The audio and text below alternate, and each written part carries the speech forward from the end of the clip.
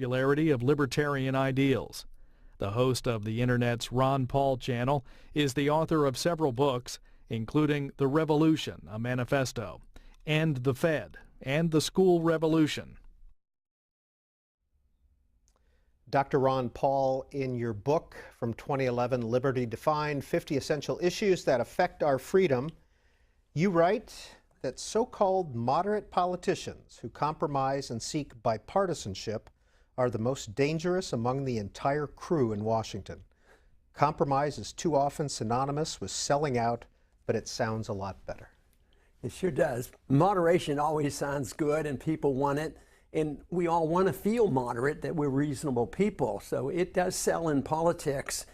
But there's a difference between moderation, where you sacrifice something you believe, and cooperating with somebody else who might have a disagreement, but you come together and you build a coalition. For instance, I did quite well with honest, progressive Democrats. Take a Dennis Kucinich. I did real well with him.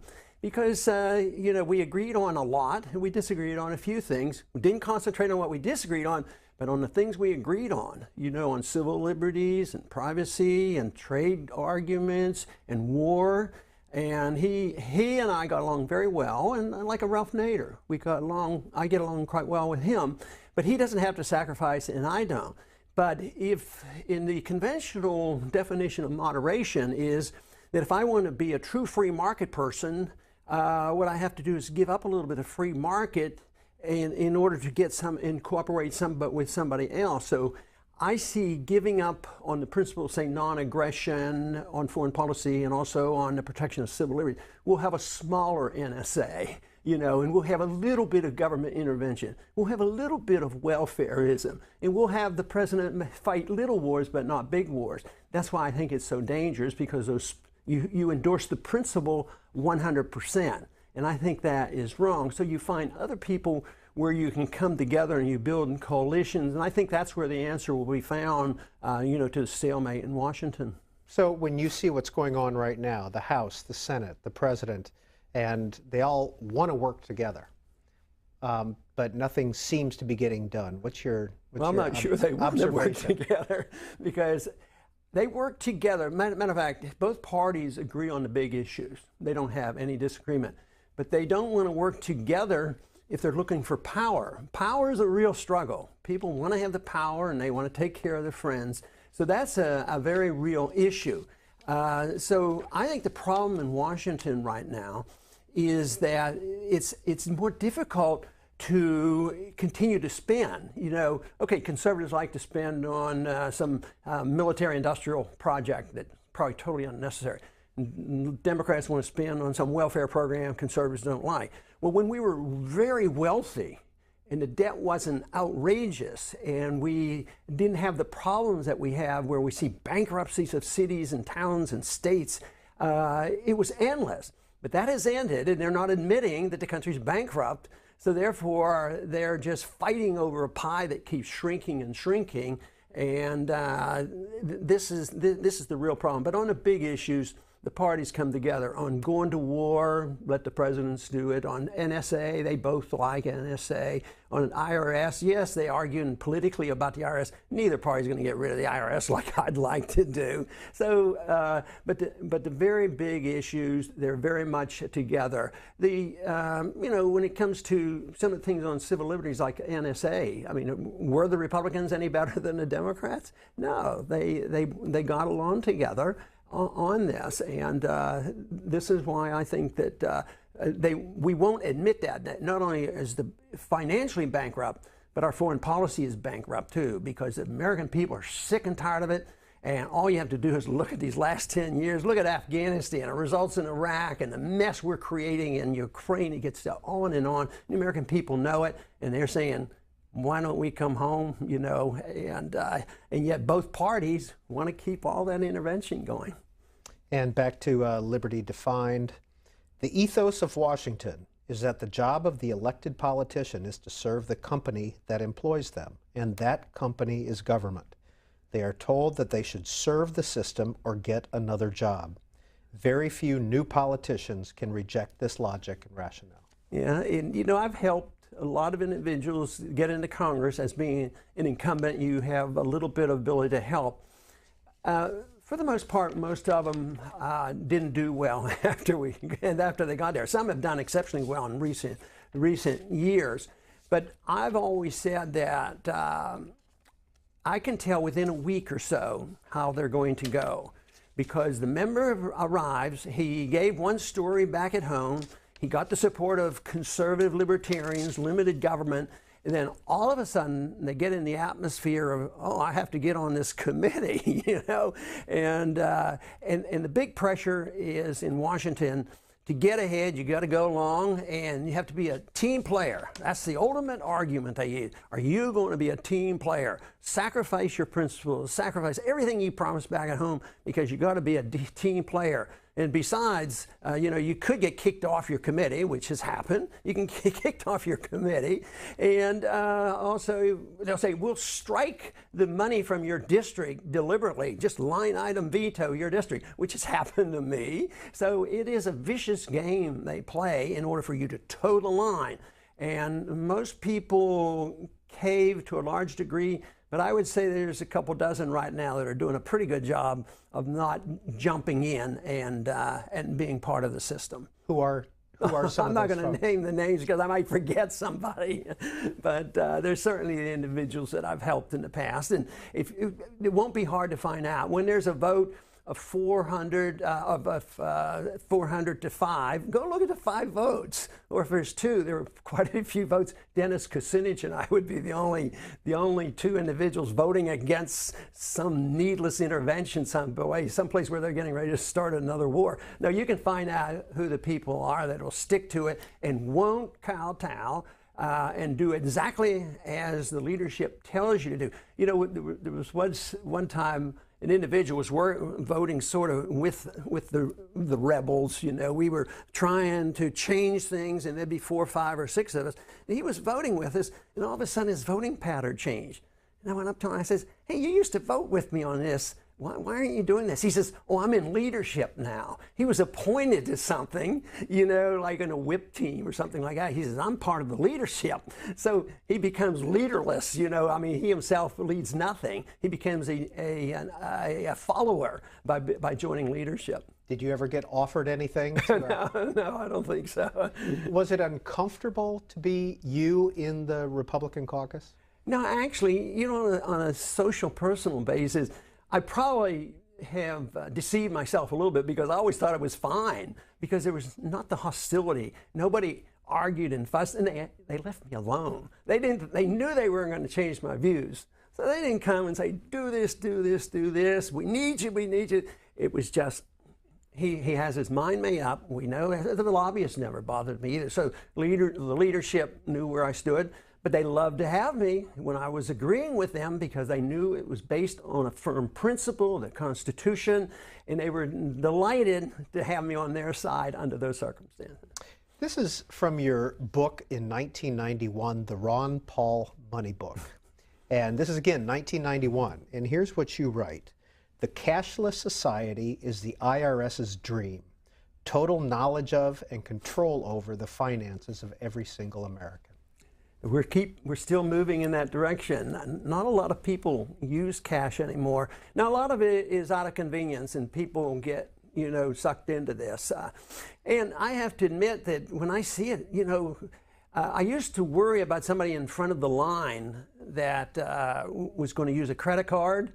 Today, you can pay with a credit card faster than you can pay with cash. You know, they fumble around with the cash and getting change and all. They slip that card. Oh, you don't even have to sign. Under $50, you don't have to. So it's so tempting. But it is also a record. It's a record that's kept. The government knows what happens. They know where you go. But it's also financial information. Government has this information, and it's connected to the big the companies that collect information. But there's a commercial value to this, too. But governments, I had a debate probably back before that, I think it was in the 80s, with another person who firmly believed in it. His whole motivation was, we can raise more money for the government. Of course, that's not my goal. My goal in life is to have a government defend individual liberty, not to have more money. This is one reason why I have an argument with the supply-siders. who are pretty good on most issues and on taxes and things. They argue low tax rate is fine. But their argument is if you lower the rate, business will pick up and the government gets more money. Well, that's fine. Lower the rates, business pick up, but reduce the taxes because we don't want it to be the vehicle to raise more taxes. That shouldn't be the reason that we're in Washington. It should be there to protect liberty and not to manage people's lives and not to manage the economy. Since you left Congress last year, what are you doing? Oh, a few things. I continue to write. I have a Ron Paul channel that I work on almost every day. I sent a report into the Ron Paul channel this morning. So I have a homeschool program. Of course, I get some help on that because I'm not one that's going to design each individual program, but it's a Ron Paul curriculum.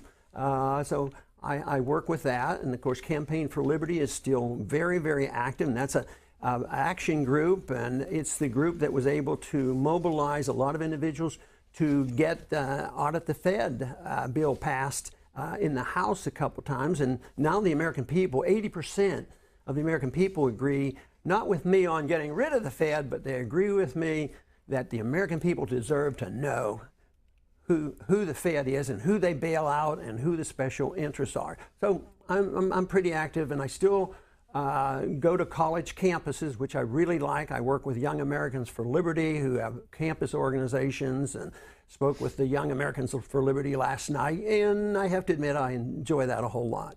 Well, your most recent book is on education, The School Revolution, a new answer to our broken education system. I want to read a little bit from that and have you expand on it.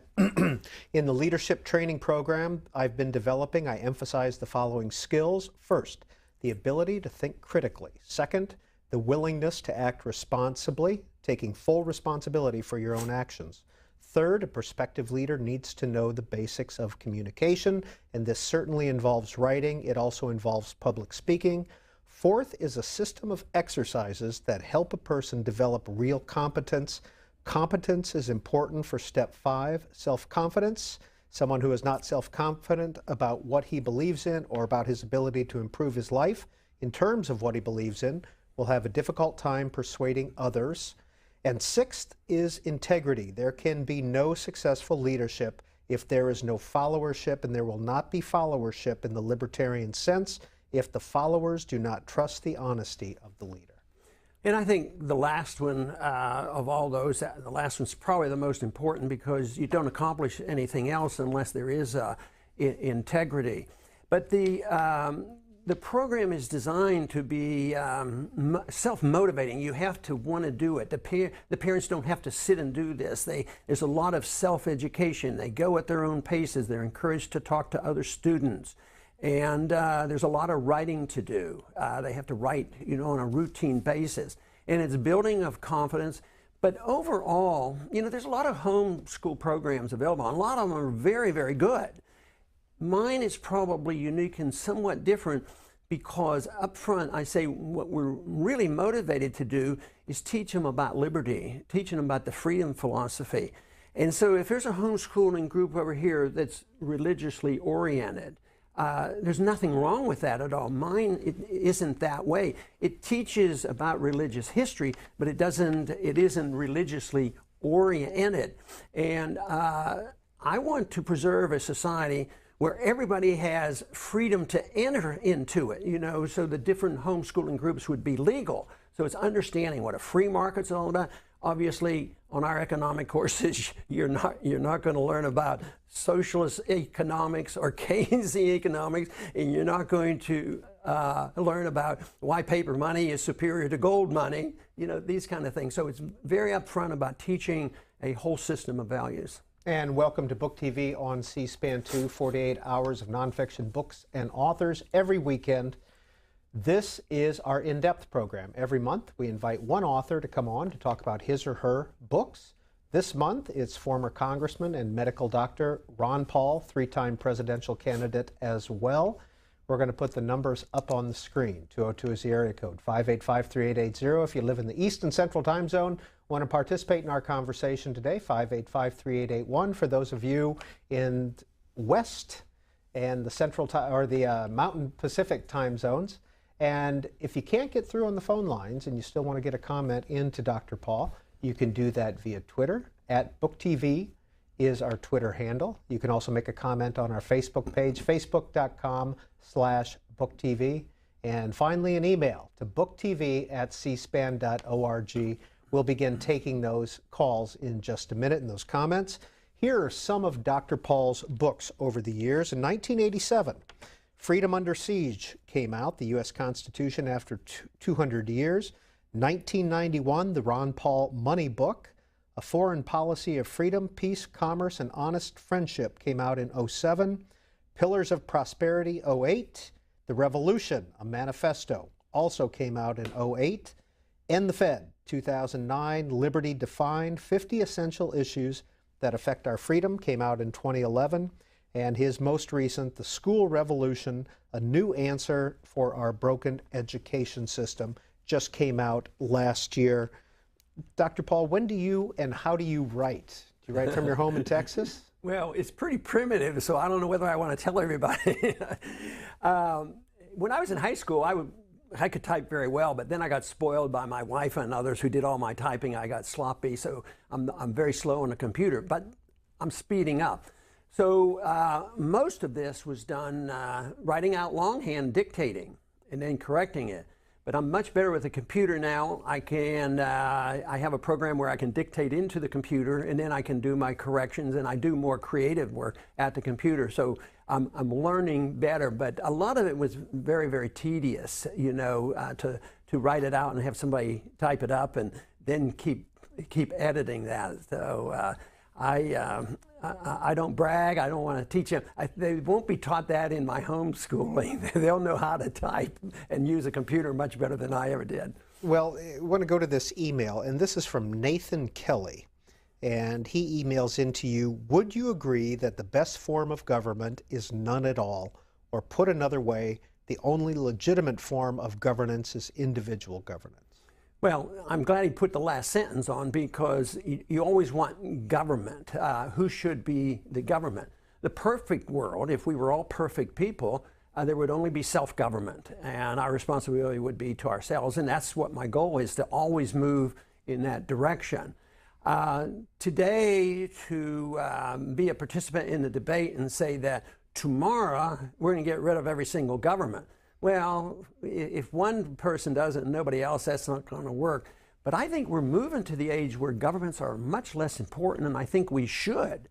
I think that people are realizing that governments mess up. I think the 20th century was such a horrible century that we're waking up to the fact that you can't trust government. You can't trust them to run the economy. You can't trust them to run the monetary system.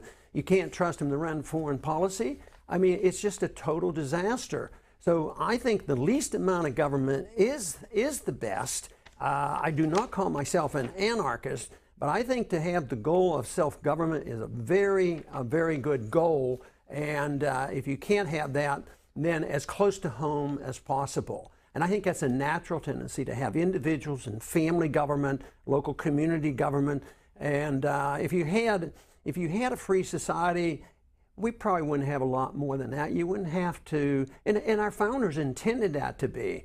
But you know, when they wrote the Constitution, and I think they planted some seeds there that have grown to the point where if the Constitution had worked perfectly, we wouldn't have this monster over here in Washington. It wouldn't exist. But all the regulations and details and taxations and abuse of the rules and the president writing laws and bashing the Congress for not speeding up, I'll write an executive order, you know, and all this, that wouldn't be true.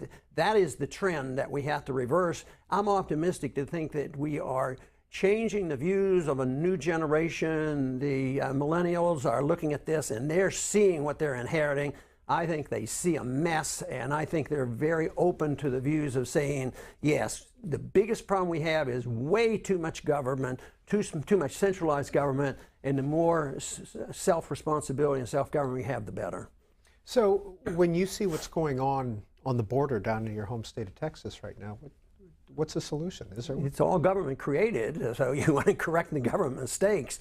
It's a mess. Under our Constitution, our federal government has some responsibilities, but it's a result. Our borders are a result of the welfare state. Welfare at home teaches people not to work, and then we have a need for workers, and people are being punished in Central America and Mexico because of their bad economic system, and there's jobs up here go begging, and people come up, and then those who come, they get subsidized, they get free health care and free education, and so we subsidize illegal immigration. So it's a real mess. If you had a truly libertarian society, a free market, there would be a great need for labor, and they wouldn't be seen as the culprits. Right now, I think illegal immigrants are, considered to be, they're really the scapegoats, that they caused all the problems. But that's one of the symptoms of the problems that we have with government. But I think that obviously there is no easy solution to it. But we should have better border control. But we should be more generous in allowing workers to come in here, and more restrictive in giving out free stuff to people who come here illegally, and then getting them to vote. I mean, that part doesn't make any sense whatsoever. But there was a day, not in my lifetime, when the work permits were easy. Then they'd come, and the workers would come in, and they'd go back home and take their money. Today, even when I was in Congress not too many years ago, I had a lot of constituents coming, we need workers. We need them in the fields. We need them on our shrimp boats. And they couldn't get Americans to work there. So, but this is all a consequence of bad management by government and an argument for local management and self-government. When and how did you develop your philosophy? Slowly and steadily. But I believe that all of us are born with an instinct for freedom. I think that's what little children do at the age of 2 and 3. They're showing their independence. I think that's what teenagers are all about. And I had a very natural instinct to try. I don't know where I got the idea that we should be consistent, but I ended up with, I had that very early on, that in order for something to be presented, you ought to be consistent in order to be credible. And then when I got into economics, some of the things were very natural, and I think they're natural to most people, because people do want peace and prosperity. You don't have to read that in books. But it was in the 60s when I came across some economists who actually wrote great books, great intellectuals like Mises and Rothbard and Hayek and these people. I said, well, these guys are smart. And they agree with me. So I would say, yes, this is it. So that's what got me really excited. But then it was the coming together. Most people see that I got involved in politics because of the financing and the war, the monetary system and the gold and all this in the 70s. And it is true that was the particular issue, but it was the overall issue of individual liberty, which is connected to free market economies and sound money and a sensible foreign policy, which the founders advised. So it comes together. And I think the nicest compliment I get when I'm on the road is, I don't know why more people don't agree with you, because it's common sense. So I like that compliment, because and I think that's why a lot of people agree with it, but they just don't get to hear it. I mean, politicians, if they have to contradict what they think their district might want, even if it's common sense, no, they have to play to the audience, and most of them aren't willing to do this. They say, oh, I have to do this. I work for the constituents, and they want more money for this project, so I have to go along, or I'll get kicked out. In one of your best-selling books, End the Fed, from 2009, you write, "The Federal Reserve should be abolished because it is immoral, unconstitutional, impractical, promotes bad economics, and undermines liberty. Its destructive nature makes it a tool of tyrannical government." I agree with that. That sounds like a good statement. No, I actually strongly believe that. It is a tool of tyrants. Because if you have control of the printing presses, you can control foreign policy, everything else in the finances, and you benefit. Now, we talked a little while ago about the basic principle: if you cave in a little bit, you open up the door for more and more. Well, a lot of people are very good-hearted, and on both sides of the aisle, I think almost all of them are good-hearted and they want to help people who are having problems, but they don't realize that the most humanitarian thing that they could do for people for their prosperity is to give them their freedom. And but excuse me, the fact that the Fed is involved is, you know, as they make these promises, and the government wants to do this, then the Fed has so much control. But this principle of welfare, unfortunately, backfires. Right now, who suffers the most? A shrinking middle class and the poor. And they've been going downhill on their wealth since the early 1970s. Now, who got the bailouts in 7 and 8? You know, foreign governments, foreign central banks, international corporations, all the big companies. And who got stranded? It was the poor people who were talked into buying a house, which they probably shouldn't have bought because the price was way too high, and they lost their job and they lost their house. So welfarism really protects the wealthy. The Fed is connected to this. You can see if you run up a debt and you have a military-industrial complex, building weapons we don't need, bombers, you know, planes that maybe should have been used 75 years ago. But we build them anyway because we build them in all 50 states. And it just goes on and on. They keep making the money, and then they fortify this, and they back it up by saying, well, that's what I learned in college. My economic teacher said, deficits don't matter. Spending money is good. The reason you have recessions, people quit spending their money. It's not because they lost their job or worried about the future. They just quit spending. And if they'd only spend, they should borrow the money and spend, even if they're out of money. Exactly what government does. So this whole system is backed up intellectually. So this is an intellectual fight, and it's not a political fight. The politics is secondary to what I'm talking about. We have to change people's minds. They have to have a different understanding. They have to study Austrian economics. They have to really say, is he right about this on the Federal Reserve and paper money versus gold money? And that's the best thing that could happen with this, is not so much to take all this for granted, but to say, hey, I better study this and find out. Maybe there is a strong point. Maybe it is common sense. From Liberty Defined, you quote H.L. Mencken. H.L. Mencken said, the urge to save humanity is almost always a false front for the urge to rule. And then you go on and write, but it also requires the people's complacency to buy into the free lunch argument. Not everyone wants their freedom and accepts responsibility for their own well-being. The problem is there are always individuals who want to control others, and a significant number of people who believe they will benefit forever from the gravy train. This allows the erosion of liberty to progress. Yeah, there's no doubt about that. And yet, that whole thing that he's talking about there is supported by intellectual leadership. You know, what was taught in the colleges, and, you know, our government, what they teach, and the media and the professors, and they all teach these things. But if the intellectual leaders all of a sudden explain the fallacies of the system we have, and then the large number of people will shift. Intellectual leadership and education is key to it, but you still have to get the majority of the people to endorse the government, or the government doesn't exist. The majority of people probably, had to endorse communism, or it wouldn't have happened. Always thinking what Mencken said, they think they're going to get something from it, and there's always somebody out there that loves power. And as I said before, that's the fight in Washington right now, is a fight over power, not over ideology of free markets and the foreign policy because they endorse it. It's power. And some people gravitate to Washington politics because it's inbred that they want to dictate to others.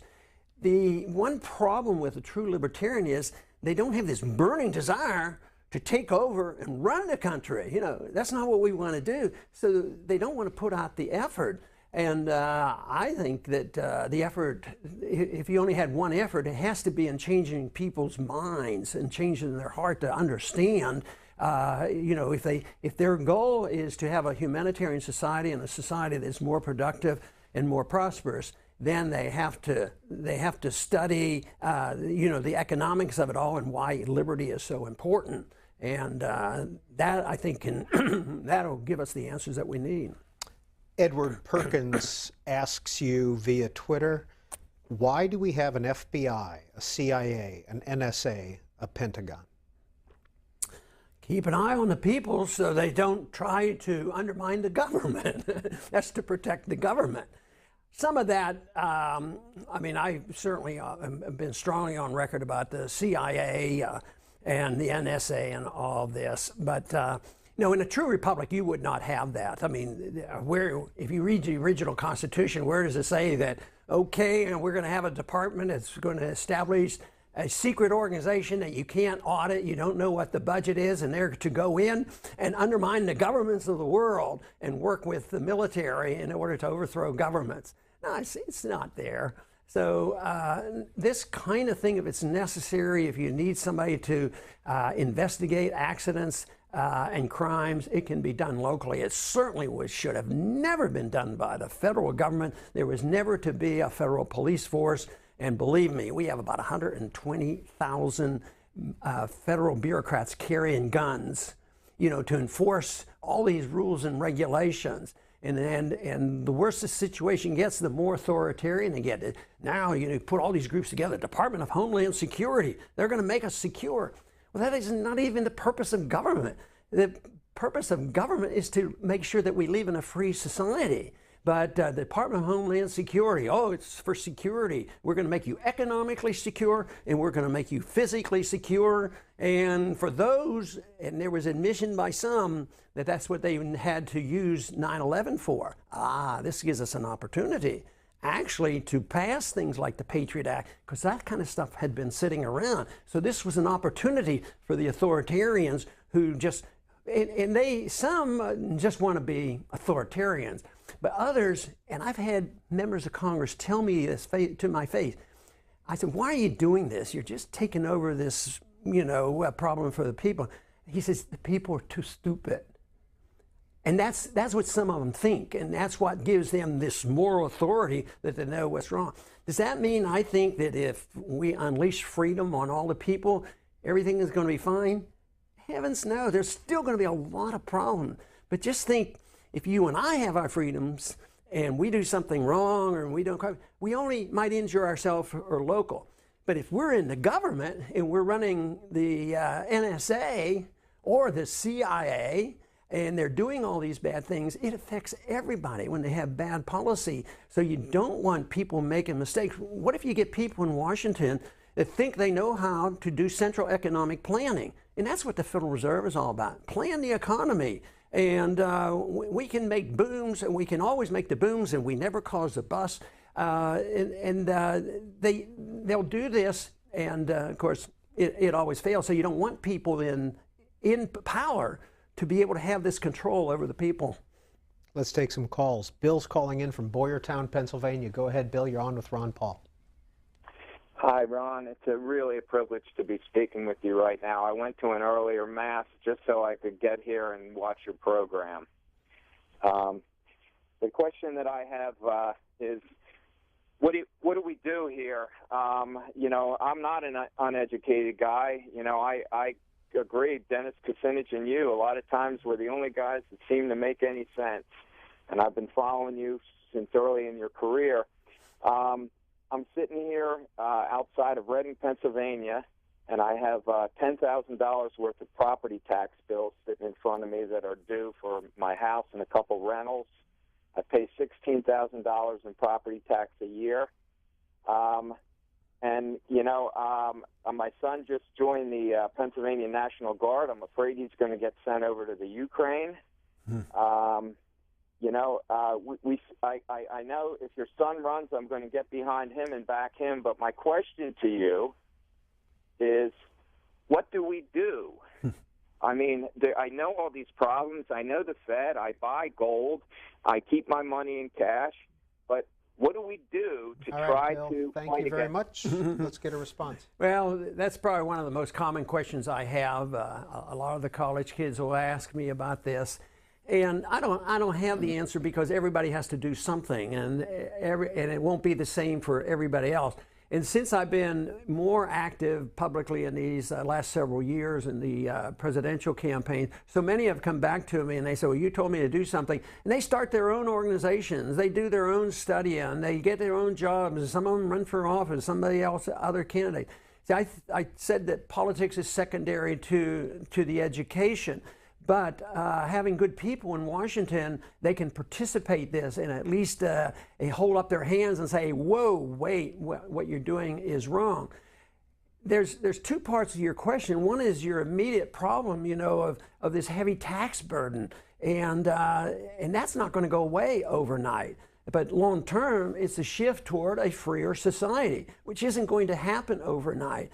But the mess we got into didn't happen, you know, overnight either. Matter of fact, the Fed was started in 1913, and it just gradually got worse every year. It got worse, and then brought us to this catastrophe that we're involved in now.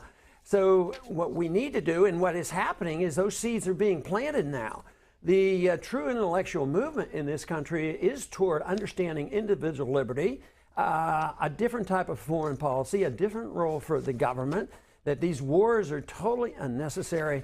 So first thing is educate oneself, and I'm sure the gentleman's well educated, but to understand this, it just seemed like, you know, I had these instincts, but it took me a long time in the 50s and the 60s to find the right people to study and read and understand Austrian economics. But today, this information is so readily available to us, you know, with the internet, that people can find this information.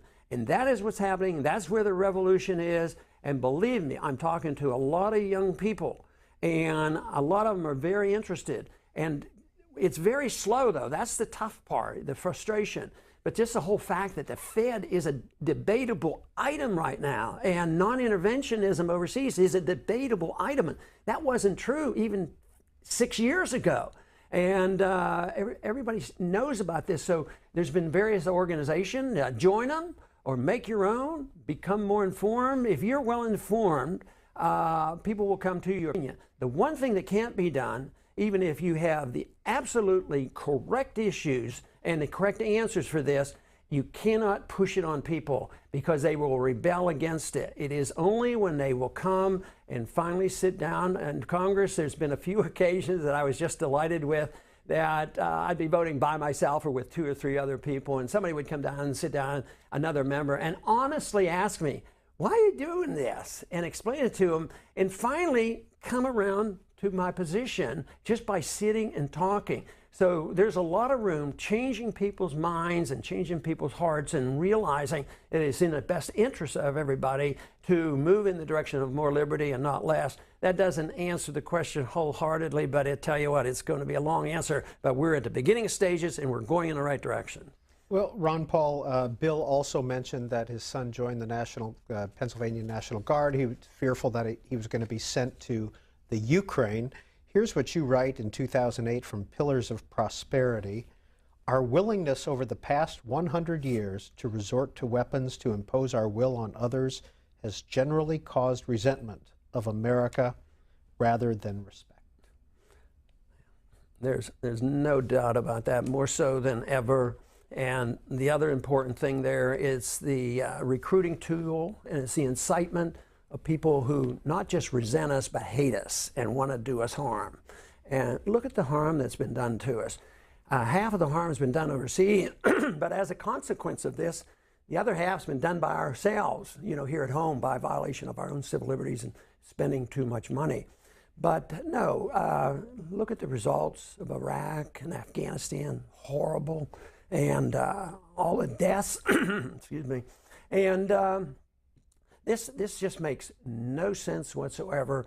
We have more enemies right now. They're just waiting for us to stumble. We're starting to stumble already. There's an attack. It'll be building on our dollar. Other countries, you know, this willy-nilly use of sanctions when they have no evidence whatsoever of anything. And right now, this absolutely unnecessary aggravation of Russia makes no sense whatsoever to do this. They're just looking for more trouble. And they're going to, when you put on sanctions, the people who put on the sanctions have consequences too. and Europeans will have consequences on the current thing. But just think of how many countries we've had sanctions on, and they've been not worth much. Cuba, how long has they been on? Since the 50s. And we had sanctions on Iran for all these years, and it continues. So I think people resent it, and they, as we get weaker militarily and financially, there's going to be a lot of piling on, and I think that we will be forced. The gentleman asked about what can we do. Actually, I'm pessimistic on the very short run. I think things are going to get much worse. We can't, get enough people to convert people in Washington all of a sudden shift gears and do the right thing. But this thing is going to come apart, and we're going to have to make a decision on what we want on economics, on civil liberties, what kind of a foreign policy we want. And that's when I think we can find the right answers and do a much better job. So if you were sitting in the White House right now and Russia is involved in Ukraine, is there a U.S. role? No. I mean, was it necessary for Russia to get involved when we went into Haiti? Did we say, well, the Russians should come over? You shouldn't be in Haiti, and you shouldn't be in all these different countries or Central America. We're in 140 countries already. But that doesn't fully answer the question, because I'm a non-interventionist, so I say stay out of it, and unless it's a threat to our national security. It has nothing to do with our national security. Going into Afghanistan and Iraq made it more of a threat to our national security, because of all the conditions that they create, and the results are so disastrous. But we should have stayed out of Ukraine a lot sooner, because we were in combination with the Europeans to overthrow an elected government of Yanukovych. So we were the one that participated in the coup, threw them out, and now we're blaming Russia for everything. So, and Russia happens to have, an argument that is a little bit stronger than ours. Ukraine, and especially Crimea, was a part of Russia for most of 1,000 years. So people should back off a little bit. The perfect solution would be to get Russia to move out, the United States to move out, and let the Ukrainians solve the problem. But under these circumstances, the only thing that I might have, more of a moral authority or input is I can talk about our own government. And that is that we shouldn't do these things because they're not good for us and they're wrong. But for us to, go and looking for fights continuously, because the war drums are beating, and I think it's very dangerous. They don't think there'll be a major war. As a matter of fact, I don't think there will be a ground war either. But they said, and Obama said, no boots on the ground. Well, we have boots on the ground. We have special forces over there and the CIA agents over there. We have plenty of boots on the ground. We're sending them military equipment. We're begging for more money to be on one side. And that is so unnecessary and so harmful. If the European thinks it's a big deal, what the Russians are doing, then let the Europeans deal with this. I mean, why should we put the burden on the poor people of this country? Because the rich don't suffer, the poor suffer. And because that's the way the system works, and that's the way the economy works. That's why the poor get poorer, the middle class is shrinking, and we can't afford it anymore. I've argued or made the point that I'm not going to win this argument, and all of a sudden, yeah, Ron Paul is right, let's bring the troops home. But they're coming home. They're coming home because we won't be able to afford them. And I think it will be a blessing in disguise that we just can't afford these wars, because we can't afford more of the tragedies that we are causing for our veterans. And they come home and they have so many physical problems and mental problems, and the VA incapable of taking care of them, and trillions of dollars of obligation. So I would say, no, we can't afford that any longer, and a change foreign policy. If we'd have been following a non-interventionist constitutional foreign policy since the end of World War II, can you imagine how many lives would have been sold? How many lives did we destroy? And how many of our American soldiers died in Korea and Vietnam and these new wars and all these tragedies? They would have been avoided, and we would not have been we would have been less threatened under those conditions. People say, oh no, we did that to prevent the invasion. Baloney. They weren't about to invade us. They're more likely to invade us now because of our pushing ourselves around and becoming the authoritarians. And now it's a principle in our government established by Bush that we should have preemptive war. Well, that's aggression. Preemptive war means, well, they might attack us someday. Someday, Iranians might get a nuclear weapon. So they're our enemy. So we have the moral authority to start the war. That is not part of America, and it shouldn't be. And we shouldn't have part of America now where our presidents actually think they can assassinate American citizens. So we've been a long way off from our Constitution, but believe it or not, I'm still optimistic. The young people will realize this, and they would like to see us move in a better direction. Well, even though you were only 4 years old in 1939, do you think you would have been an America firster before World War II? Absolutely. You know, Robert Taft was in that group, and he was in 1945 too. Robert Taft, Mr. Republican, we have a statute for him. And he said, don't even join NATO, they're going to get us involved. Who's pushing us? Who gave us the authority to go into Libya and Syria and now Ukraine? NATO. He says it will undermine our national defense. So people, you know, our presidents get up there and argue, Republican and Democrat. We don't need a declaration of war. We get our authority from the United Nations and NATO. So they were around back then. There are more of them now. Believe me, Robert Taft would fit in quite well right now. And we'd be a lot better off if we had more people convinced of this. So someday I'd like to see a point where the young people just say, hey, I don't need this war. I'm not going. And of course, I got drafted. I went. I was in for 5 years. But there will be a day coming. I'd hate to see one of my kids, if there's a hot war in Ukraine, or to be sent over there, or to or be sent to a war with the Iranians, or a war in Afghanistan. I mean, Iraq, such a waste. And I just don't think that people want that anymore. I think that they get talked into it. There's war propaganda, the television stations and all the politicians.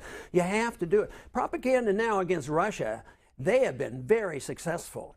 Because when this thing first started out, there was hardly anybody thought we should confront Russia. But now that they've come up with this wild story about Russia shooting down an airliner, everybody hates Russia now, and Putin is Hitler. It's absolutely absurd.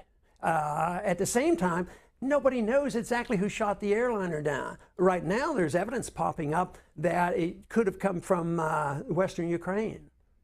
And the whole thing is I don't know, nobody knows for sure, and that's a real good argument for why don't we stay out of that mess, because nobody has threatened America and nobody has threatened our national security. Drew, Mill Valley, California. Good afternoon or good morning. You're on with Ron Paul. Book team. Hi there. How are you? Very good. Okay, so Dr. Paul, I've been a big fan of yours for a while. Now, 26 years ago, in 1988, the deficit was $155 billion, I believe. Mm-hmm. And now we're looking at trillions of dollars in debt that we're in. Do you think that we need to change our economic structure? So, I think I know the answer to that. And if so, how do we go about it? What would be the plan? Well, yes, we need a different one. And if we want to talk real practical politics and economics, the plan can't be depending on changing the face of Congress, who all of a sudden will balance the budget and pay down the debt. It's recognizing the truth of the situation. The truth of the situation is $17 trillion debt at this size will never be paid. It will be liquidated. Governments think they can liquidate it by paying it off with bad money. That is, debase the currency, which they're working real hard at, and the prices aren't going up quite as fast as the Fed would like, because when you debase the purchasing power of the dollar, the real debt goes down. So the debt will be liquidated. And when it's liquidated, it will be totally liquidated if you have runaway inflation, which is a possibility. Then you have to restore soundness to the economy by having free markets and a sound currency, get rid of the Fed. But you have to change the attitude of the people. The people still can't say, yes, but I'm on food stamps, I'm going to die if I don't get food stamps. And then you have the military-industrial complex that says, what about our food stamps? Because we're really the important people. We make weapons to protect our country. Of course, the weapons aren't necessary. So everybody's going to argue. As long as you have that, it's going to be very, very bad. So we have to, at the time the bankruptcy occurs and the liquidation of debt occurs, then we have to have people are firmly convinced that the economic system and the foreign policy system that we have today is completely wrong. There has to be a respect for our privacy once again and civil liberties. And it's all baked back to getting the majority of the people to go along with our intellectual leaders to say that individual liberty can solve these problems. The Constitution is a good document to start with, and the founders were on the right track. But we have to admit that we're nowhere close to that. And then when it is recognized that we have gone the wrong way for a long time, then we have a chance, to pick up the pieces and restore liberty and prosperity to this country. Now, if you can't get through on the phone lines and want to make a comment, you can go to Facebook, Twitter, or you can email as well, and we'll flash those addresses up as we go. But here's a comment from our Facebook page, Ron Paul. This is from Zitov Marshner. And Dr. Paul, what advice can you give to a German political science student? What studies do you like to see in the future? At my university, we don't get educated in the ideas of liberty at all. Well, I can't speak for German universities. They may have a lot more freedom of choice than we have here. I would say don't depend on the university. Go to the internet and look up Austrian economics and look up the writings of Mises and Hayek and Rothbard and others and find out what that's all about. Because it is that understanding by as many people as possible that will make the difference. Now, there may be some good professors that understand free markets and sound money in the European schools. Matter of fact, I'm always encouraged. I get a lot of invitations to Europe and South America. I'll be going down to a group, Mises Institute group down in Brazil, and I've been into Chile. So these ideas are spreading, and this is, of course, very, very good. But it's going to be not an easy fight, to say the least. But for somebody in Germany, fortunately, we have the internet. I mean, here we are talking to somebody from Germany, and I think that is great. I think that this whole idea is spreading easily now that we have this available technique through the internet. Ron Paul, from your book, The School Revolution. Colleges want to get students enrolled as freshmen because this is where they make most of their money. It costs relatively little to teach freshmen or sophomores, yet the tuition payment is the same as for upper division years. The upper division is where the student majors in a particular subject. This is where he gets taught by PhD-holding professors rather than graduate assistants. The payoff in education for the student is in the upper division. Therefore, colleges do their best to persuade parents and students that it is necessary to spend the first 2 years on campus. It is not necessary, you write, either economically or academically, but it is not in the self-interest of colleges that families understand. No, and I think there's something flawed in the system. A few do very well, and there's some still good universities in science and engineering, but there's way too much college degree. Now, if I had to start over today and still wanted to do what I did, I'd still be sort of forced into the conventional system because I wanted to be an MD. So you go through the ritual of the college and the medical school. But there are so many others I've seen, and everybody hears the stories. Some of these people who have a few bucks and made a lot of money probably never even went to college. And but they have to get their that doesn't mean they don't get educated. It's just that it is a boondoggle in the education system, not only at the college level, but at all levels, because government is so involved. There's no authority in the Constitution for the federal government to be involved in education. And then there's the printing press money, which means that there's a lot of extra money. And then there's the laws passed, and money goes in certain directions based on that. So because we're involved in education, what it does, more people get degrees, but the degree gets cheapened, but it costs more money. And so a lot of people are coming out with degrees and a lot of debt and no jobs. So people have to ask themselves, well, you know, maybe there is something wrong with our educational system, you know, if the degree isn't meaning much anymore. So I think that it's not necessary for everybody. $60,000 a year for a top university anymore? I didn't even realize. I guess I better catch up than $60,000. And everybody feels, everybody's been brainwashed. God has sacrificed for your kid, you know, to go to school. Well, you know, what a change just in my lifetime. You know, I could get a few jobs on campus and pay for my tuition, you know, in the 50s. And there were 5 of us in our family. We were real close, so we were expected to take care of it. But summer work and jobs on the campus, we could pay our own tuition. But now those prices are inflated. And it is a consequence. They're teaching you bad economics, and you're getting punished by bad economics, but we never change anything. $60,000, I guess I'll have to work. I guess I'll have to borrow the money and participate in it. Government has $17 trillion of debt. Well, I can go and educate my child for $300,000 or $400,000, but I'll be doing them a great service. But then they might not get a job. So we have to at least stop and ask some questions about this. But that type of thing is a consequence of bad economic planning by a government that should not be in the business of economic planning, and they shouldn't be subsidizing it through printing press money, which means there's a lot of money out there. Housing bubbles can be explained in the same manner. Gus, Naples, Florida, thanks for holding. You're on with Ron Paul. Dr. Paul, it's an honor to speak with you. I have 2 questions.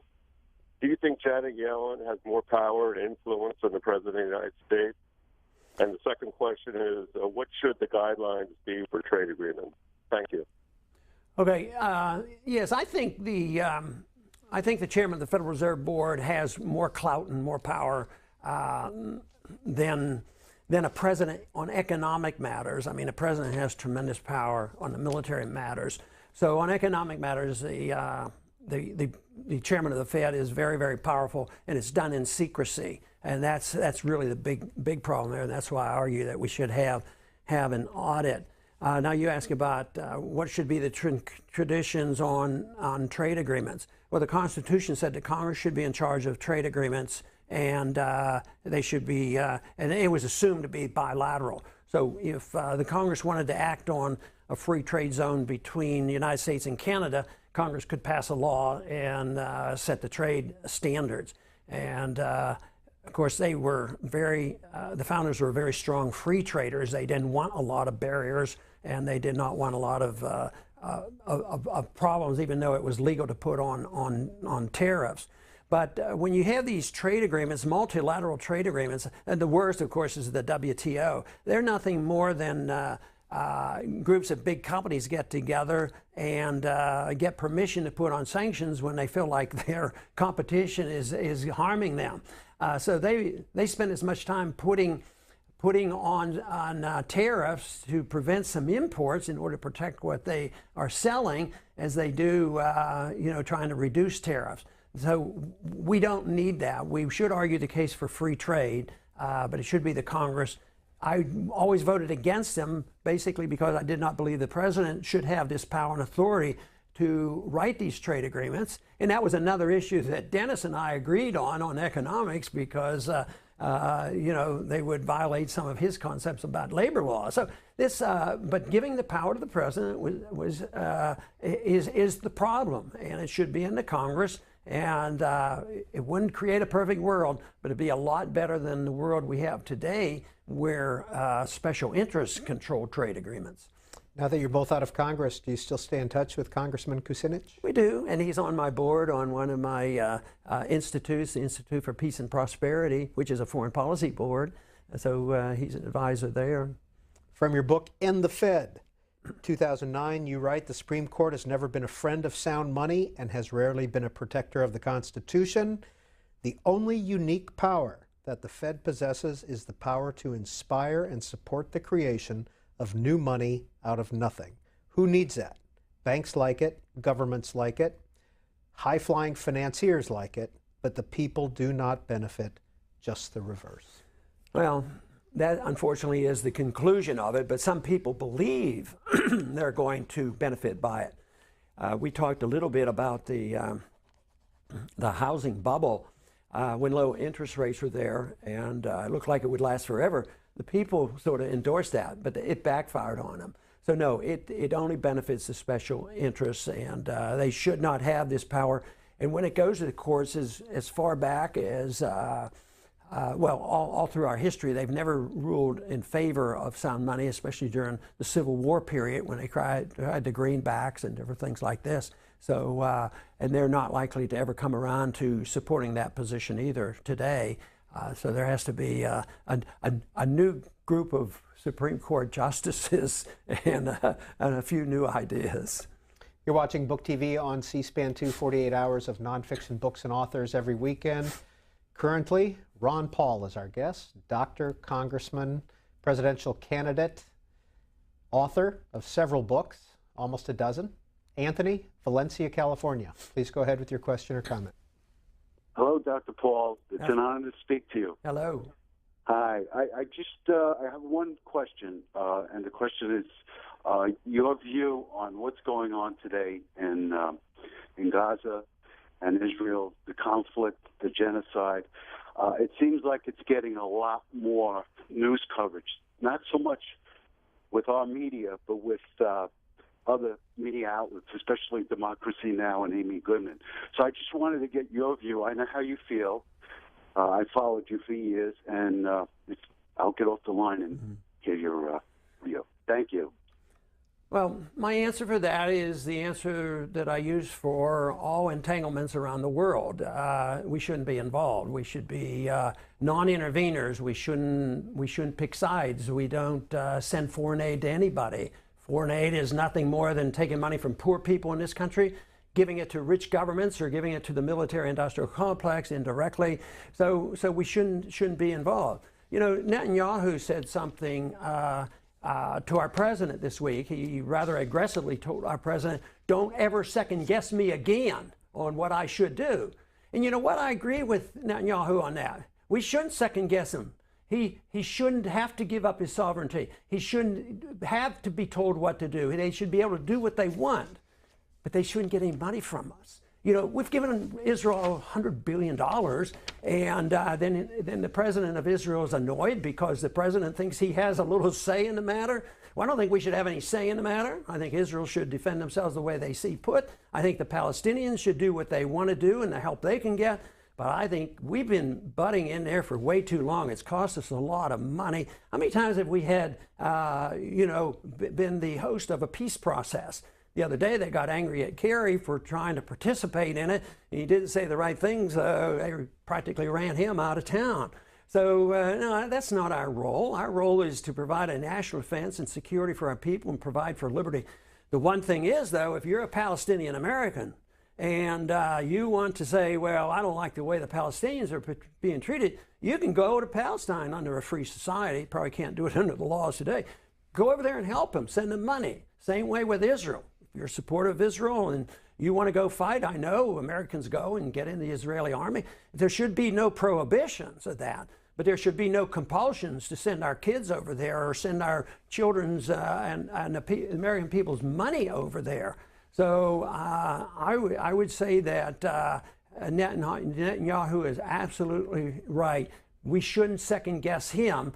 But he should be cautious not to second guess us, because maybe we'll run out of money, or maybe we'll get tired of sending money, because right this week we sent a bonus of $225 million to help him fight the war against the Palestinians. And that's not the road to peace for anybody. I think that makes us a moral participant in what's going on over there, just as we are a moral participant in aiding the Western Ukrainians against the Eastern Ukrainians. So there is a moral responsibility, and for us to lecture others and say, well, it's all one side fault or the others, it's just wrong. I mean, how many times have you heard on TV in the last several weeks that Israel has a right to defend herself? Absolutely, she has a right to defend herself. But never once you hear the Palestinians have a right to defend themselves. No, you never hear that. So we should be more balanced on that, and I think that the best way to do that is for us to not send any money or any troops or any weapons into any region, any place in the world. From Liberty Defined, Ron Paul writes, we should not go to war without a declaration. We should not go to war when it's an aggressive war. We should take an honest look at all the ways in which U.S. policy incites desperate people to take extreme measures as retaliation for U.S.-sponsored political violence. Dennis, West Palm Beach, Florida. You're on the air. Dr. Paul, you're a champion of liberty, and the First Amendment to our Constitution guarantees the freedom to exercise our religion. We pay all of our adult lives taxes to the government for education. So my question is, should the parents of America receive their taxes back in the form of a voucher to send their children to the school of their choice, including a religiously affiliated one, or should the government continue to have the power to force our children to go to atheistic schools? No, they shouldn't have. What do you think, Dennis? I think that the parents should have the right to exercise their religion and choose.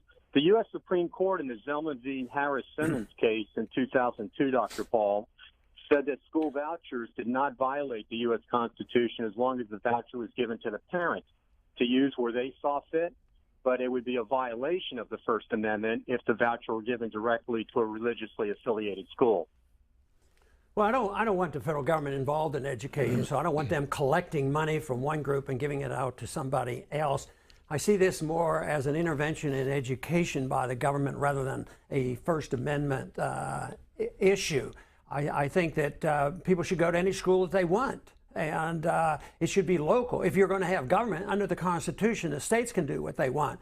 But it was much better, when it was only your local community, just the town that you lived in, where the highest authority was the school board, and that would be the authority. But I don't. Another reason why I'm not too gung-ho over vouchers is it sounds like it's helpful. I've supported bills that would give you a tax credit where you just wrote it off, and if you spent so much money sending your kid to a school, you can deduct that off your taxes.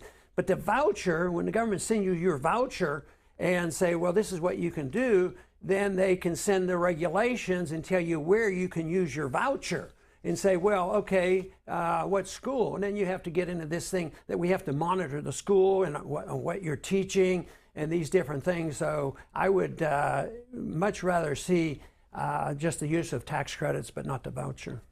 Next call for Ron Paul comes from Michael, White Plains, Maryland. Michael, you're on Book TV. Hi, yes. Thank you, Dr. Paul, for waking me up from the dichotomy of arguments laid out by our current bipartisan system. It's been a big game changer for me. Regarding your remarks on a self-governing America, what is your position on the second clause of Article 5, heavily contributed to by George Mason, that allows state legislatures to bypass Congress to create a constitutional amendment? By the way, I love term limits. Thank you. Mm-hmm. Well, it's they're in the Constitution, and the states can call for a constitutional convention. I think it's fine. I'm not that optimistic. I'm not in charge of an organization that's pushing for this because I think you have to change people's minds about what they're going to do. Because if you have a constitutional convention right now, you don't know what will evolve. They might make things worse. It depends on what issues that they're bringing up. Now, did the gentleman say that it was to bring it up for term limits? He said, and then he added that he was in support of term limits. Oh, term limits. Well, and let's say there's a constitutional amendment to limit terms. I've always voted for term limits, and I introduced legislation that way, but I don't have much confidence in it because I've seen some people leave when they voluntarily had term limits, and the people who got elected in that position, they were much worse. It wasn't an improvement at all. So I don't think that is the answer in itself, but it might help a little bit. But if you don't change people's understanding of economics, if we don't spread the message of how free markets work and the understanding of the Fed and why we ought to bring our troops home, limiting those terms aren't going to help very much. Kate is calling in from Montclair, New Jersey. Hi, Kate. Hi.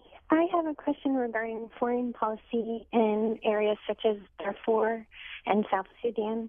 What would be an appropriate approach there, diplomatically or other means, to help people who are undergoing such horrible atrocities? Kate, what do you think would be an appropriate approach? Well, I'm really confused about it because factions such as the Janjaweed seem too big for the people to take on themselves, and I do feel that they need assistance, pretty much, emergency assistance. I'm very dismayed by the type of violence that goes on there and all over the world. But really, for me, especially because it's been going on for so long, and so many people have been terribly affected. Thank you, ma'am.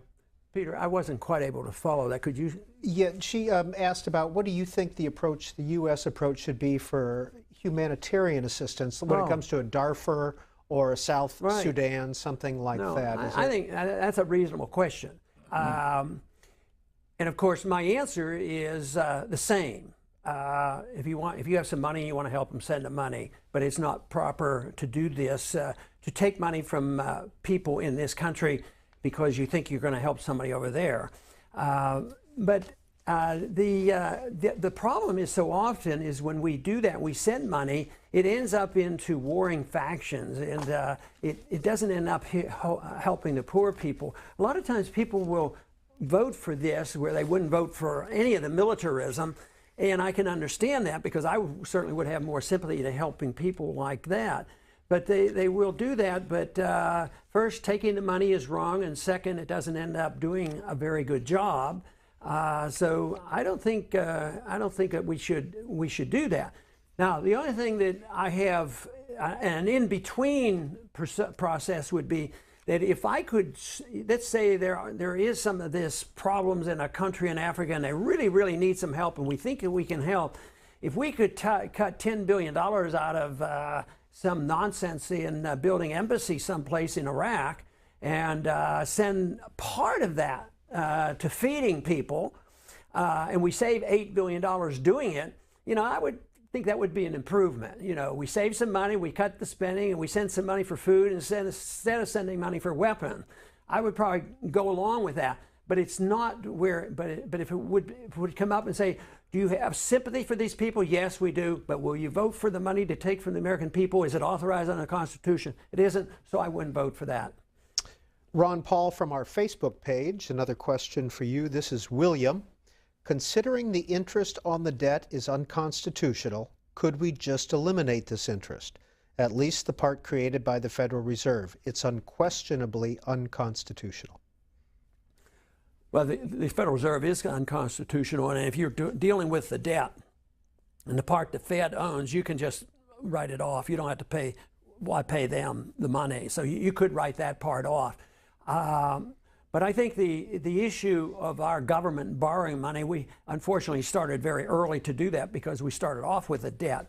And if foreigners loaned us money or individuals loaned us money, and the contract was that they would get paid a certain amount of interest, I think if we were working our way out of it, we should take care of that. But I don't think that'll ever happen, and we're not going to liquidate the debt with the Fed. I think the whole system might get liquidated and everything get written off because the dollar, collapses. But that's a different story.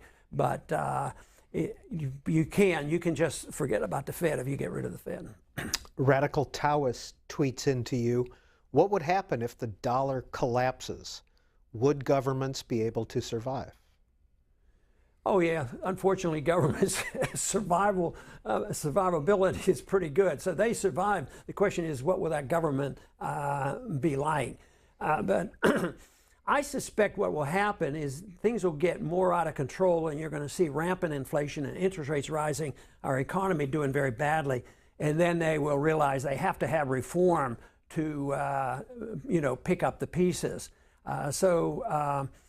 If they don't do that, then if you had total runaway inflation and the dollar collapses, that's bad news. That's bad news economically. And then you have a Zimbabwe example. But, Zimbabwe had runaway inflation, then we don't even hear them in the news anymore. They had a new currency, and they, reestablished their system, and so they're back functioning again. So it can be done. We were close to that happening in our country in 1979. And Volcker, when he came in, he said, we have to save the dollar. So he took interest rates up to 21%. But today, circumstances are different. They're at 0%. But the federal government, unfortunately, is going to, remain pretty resilient and pretty strong. But hopefully, when the revamping and the reforms, we will know how to reduce the size and scope of government. The Rombach report tweets in, the 99% has been losing ground to the 1% ever since the U.S. lost its last link to gold in 1971 when Nixon abandoned Bretton Woods. No doubt about it. The rich have done very well since 1971. Actually, real wealth is down, real wages are down, the middle class is smaller, and it is a truism that the gold standard is a benefit to the average person, the common man and the laborer, because the wages, stay up. They don't collapse. Real wages are going down now because the purchasing power is going down faster than the government admits. They say, well, we want the purchasing power of our dollar to go down at a rate of 2.5%. They think that is good. But how can anybody argue a moral case for saying, well, if I give you $100 and you pay me back next year and it's going to be worth $98, there's something wrong with that. And that is the case. That's what they want. They want to do it. But the breakdown of the Federal Reserve, or the Bretton Woods, was a big item, and it has not helped the poor people. Okay, Mark Pilling of Hollywood, Florida, email. I believe you to be the most constitutional congressman in the history of our lifetimes. Thank you for your service. I know at your age it becomes difficult to run for president again, but I believe it gives Americans an opportunity to be exposed to real liberty through your words and actions. I believe after 8 years of the Obama administration, many liberals are waking up to how similar both parties are, and there's a chance to unite Americans and help them become polarized to their nation instead of their party. I know Rand is working on this too. Would you consider running for president in 2016? No, no, I'm not going to do that. I have too many things going. Well, mainly because I've done that, and all those years the debt kept getting worse. So I have to think, well, where's my strategy now? So whether I'm in office or out of office, I only have one goal, and that is campaigning for liberty. So I can do that outside, and I'm going to spend a lot of time on education, and that's where I think my role is right now. You're 79 years old. How do you feel? I feel pretty good, and as long as I get out on my bike. But today I came to be with C-SPAN. I'm going to miss my bike ride. So.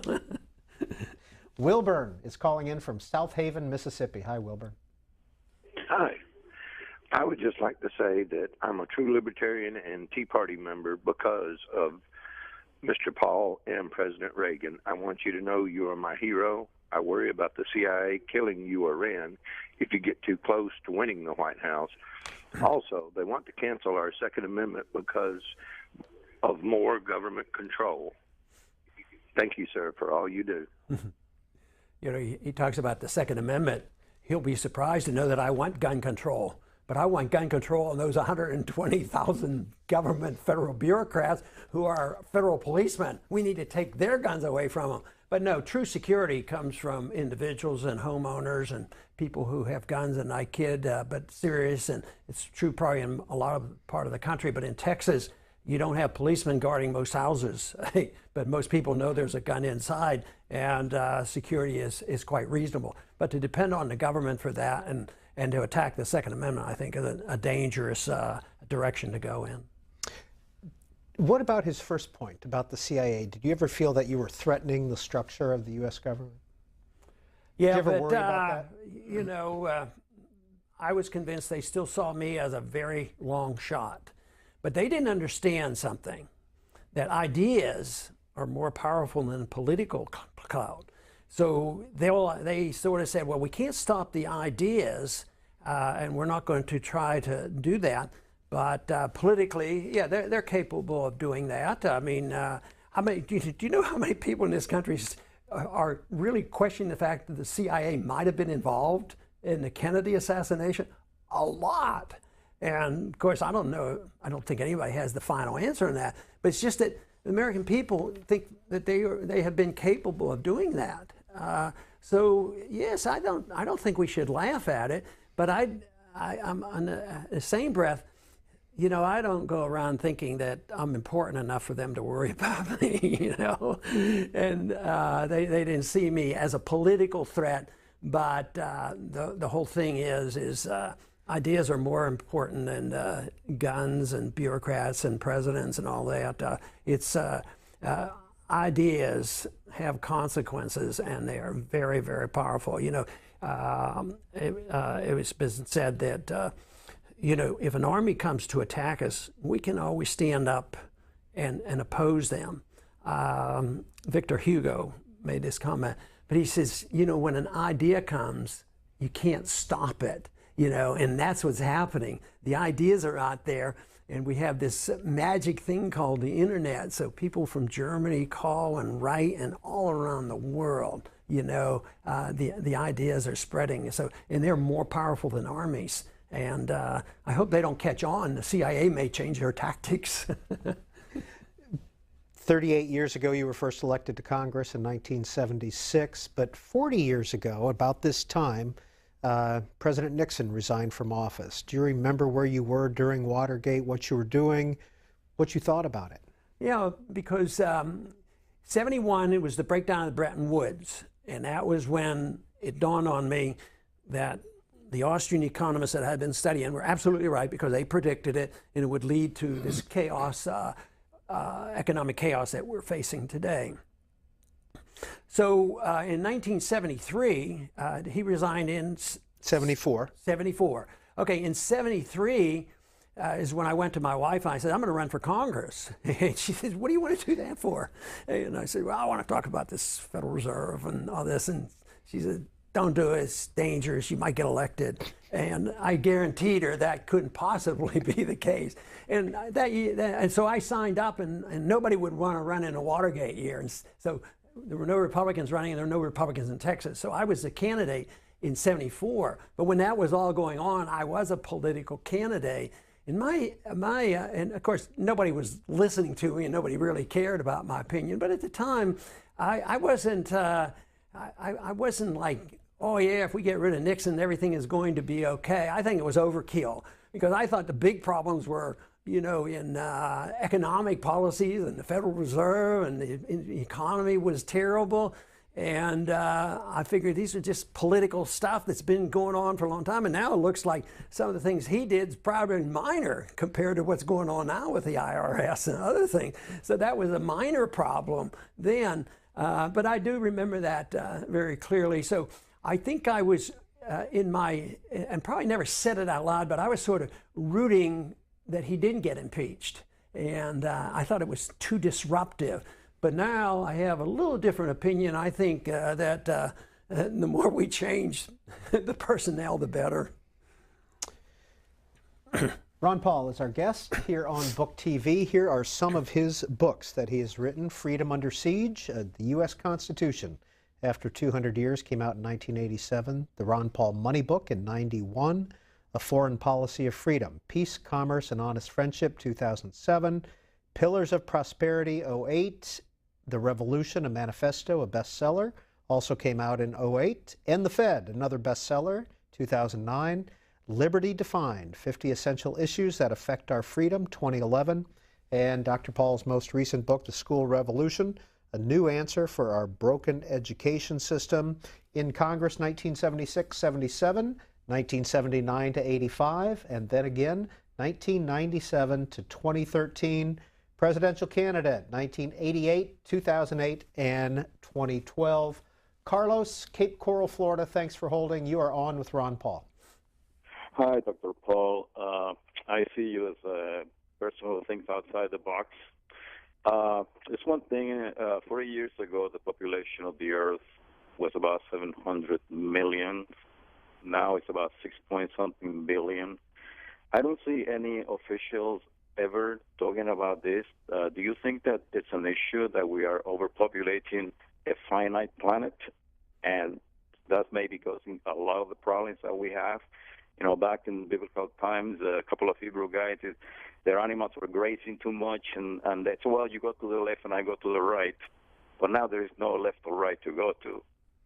Can you address your thoughts on the population explosion that we're experiencing this last 40 decades? Thanks so much. Carlos, before we get Dr. Paul's response, could you run those figures by us once again?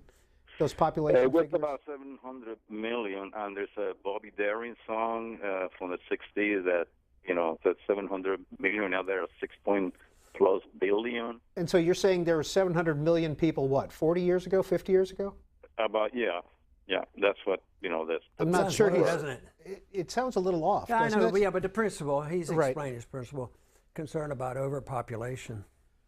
I don't worry about that. I worry about whether they get to live in a free society. You know, the more advanced the society gets, you know, the smaller the families get.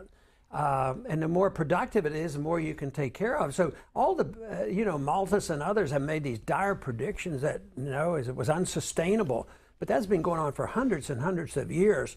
So to me, it's pretty amazing how technology adjusts to these needs. So agriculture, these various things are, you know, very, very productive.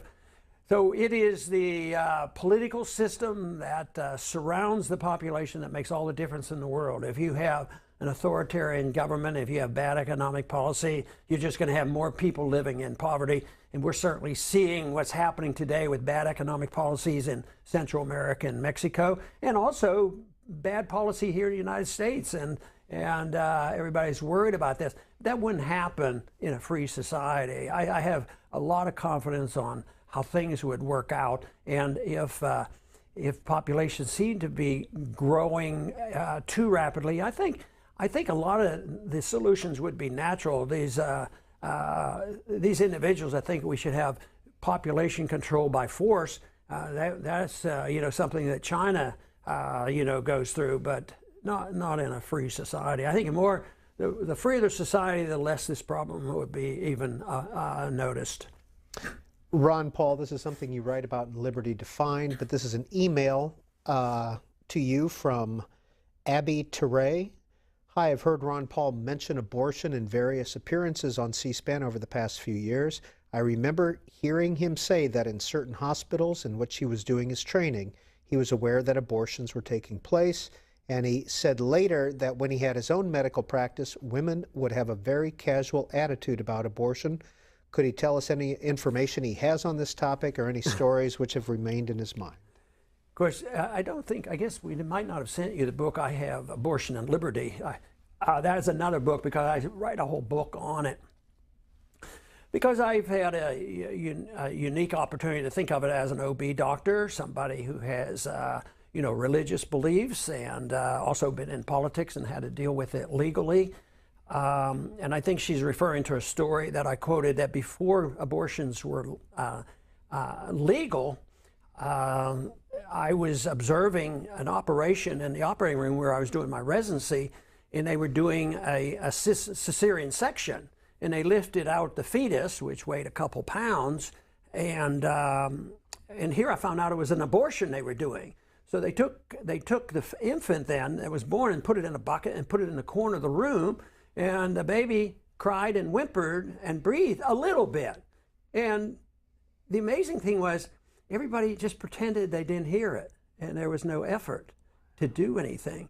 And then a day or two later, I was walking down the corridor, and a woman had a baby prematurely. It was slightly bigger than that baby, and they had 10 doctors surrounding that baby trying to save that baby's life.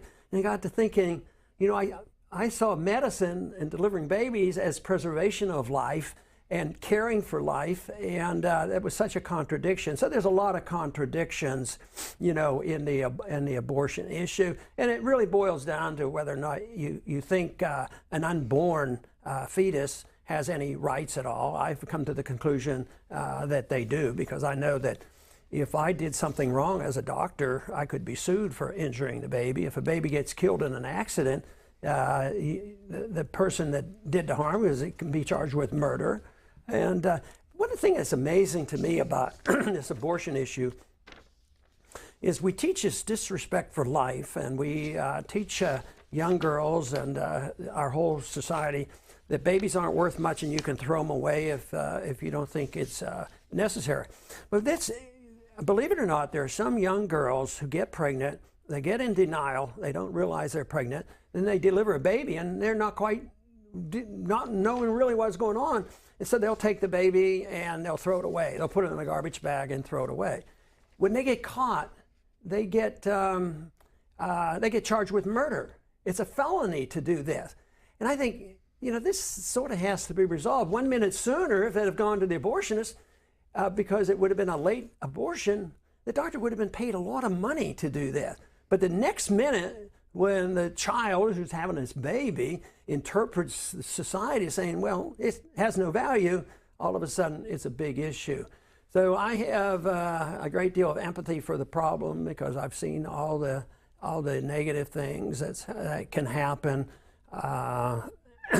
Just about every political party has a division there. Even in the Libertarian Party, there are a lot of right-to-life libertarians and a lot of right-to-abortion people.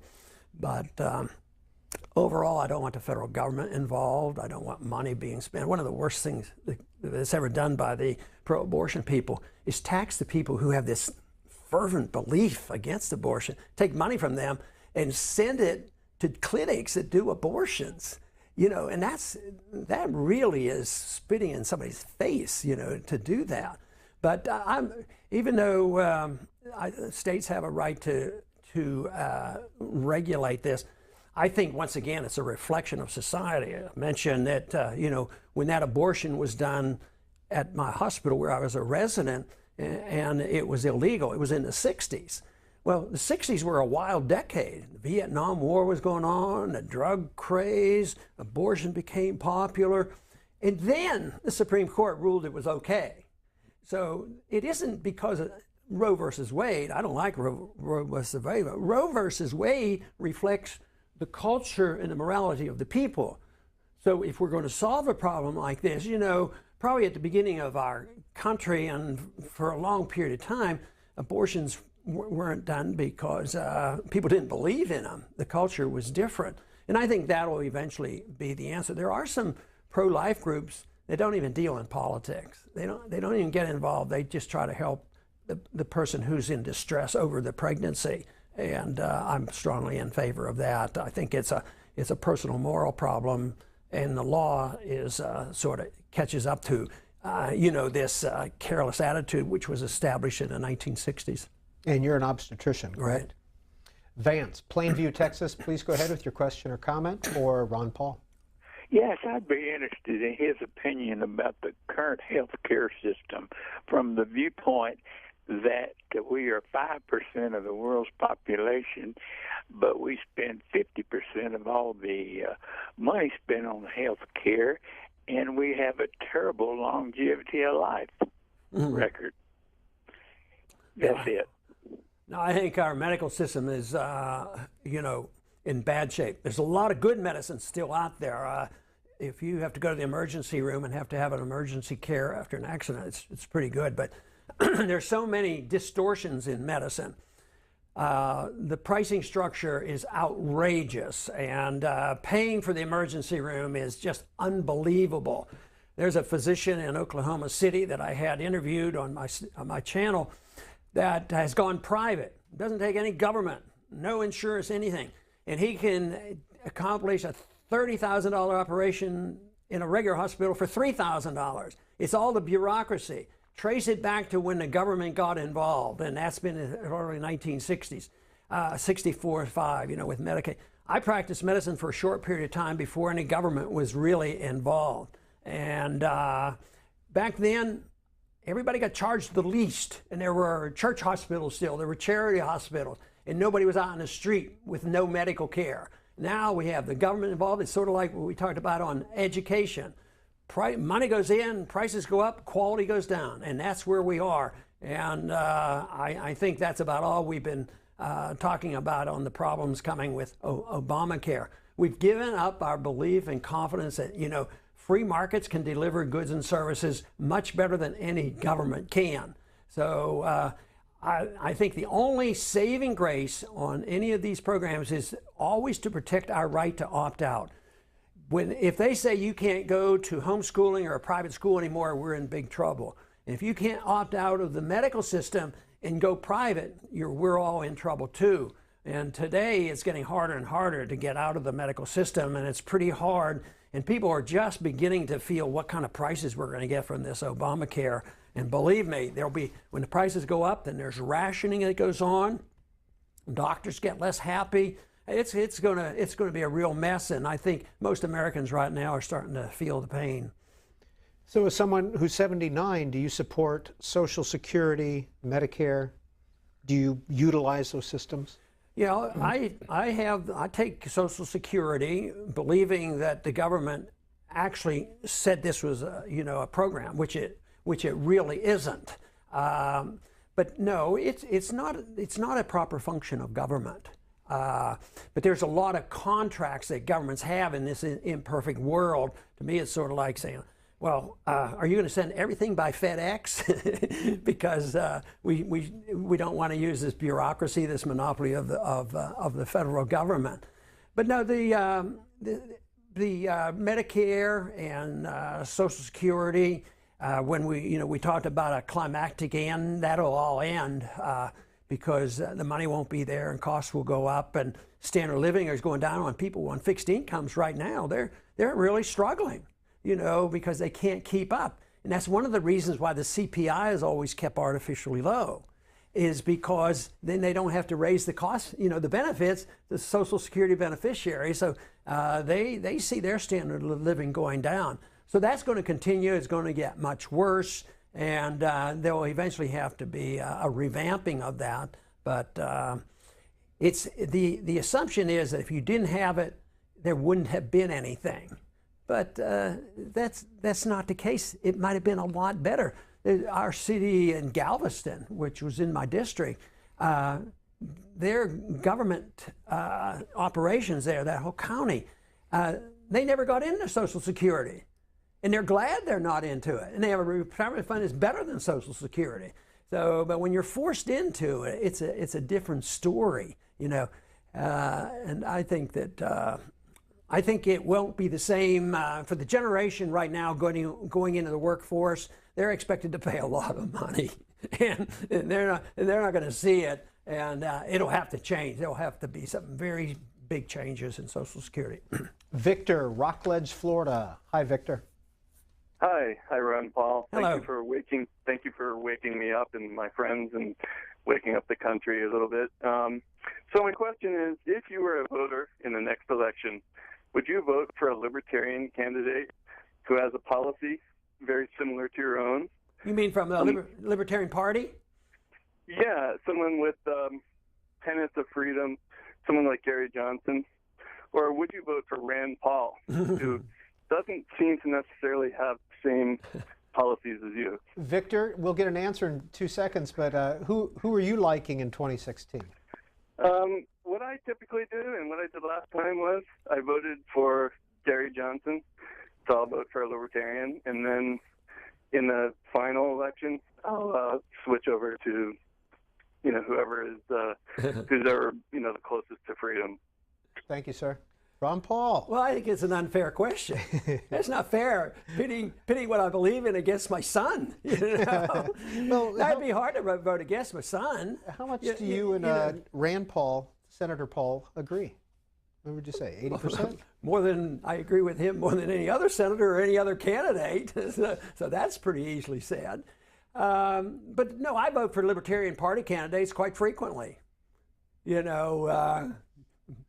Yes, quite frequently I do. So, and I don't think there's anything wrong with that. Matter of fact, you know, after the 2008 primaries, I had a group that came together. I had the Green Party, I had Ralph Nader, myself, and the Libertarian Party come together. And I wanted them to start this groundswell. Just vote for the alternative. We need to all get together. And matter of fact, I got the four of us to agree on some basic fundamentals like audit the Fed and civil liberties and the war policies and the deficit. We had all these groups from left and right coming together. So I want people to, you know, because it's so unfair in the system. We go over and die and kill people to spread democracy, which is a lot of baloney, because in this country, if you're in the Libertarian Party and American Party and all this, you don't get a fair shake. C-SPAN, I know I got on C-SPAN in 1988. So you do allow, you know, the other candidates to get on. But, you know, you don't get on the debates, you don't get the coverage, and you can't get on ballots. When I ran in 88 as a Libertarian, I spent half my money just trying to get on ballots. And so that's why I encourage it, but unfortunately, I'm still back to the whole idea of ideas have consequences. So if the libertarian ideas are worth its salt, it will invade the Republican Party, the Democrat Party, and everybody else, and it'll change people's minds. Do you think, and I don't mean to get you in trouble at home, but do you think you'll have the opportunity to vote for your son for president in 2016? Oh, I think there's a very good chance that that could happen. The polls right now even suggest that. This is our conversation on Book TV on C-SPAN 2 with author, doctor, congressman, former presidential candidate Ron Paul. We've got about an hour and 15 minutes left to go in our interview, but every month when we talk to our in-depth author, we like to ask him or her, what are you reading? What are some of your influences, your favorite books? We're going to show you Dr. Paul's responses at this point.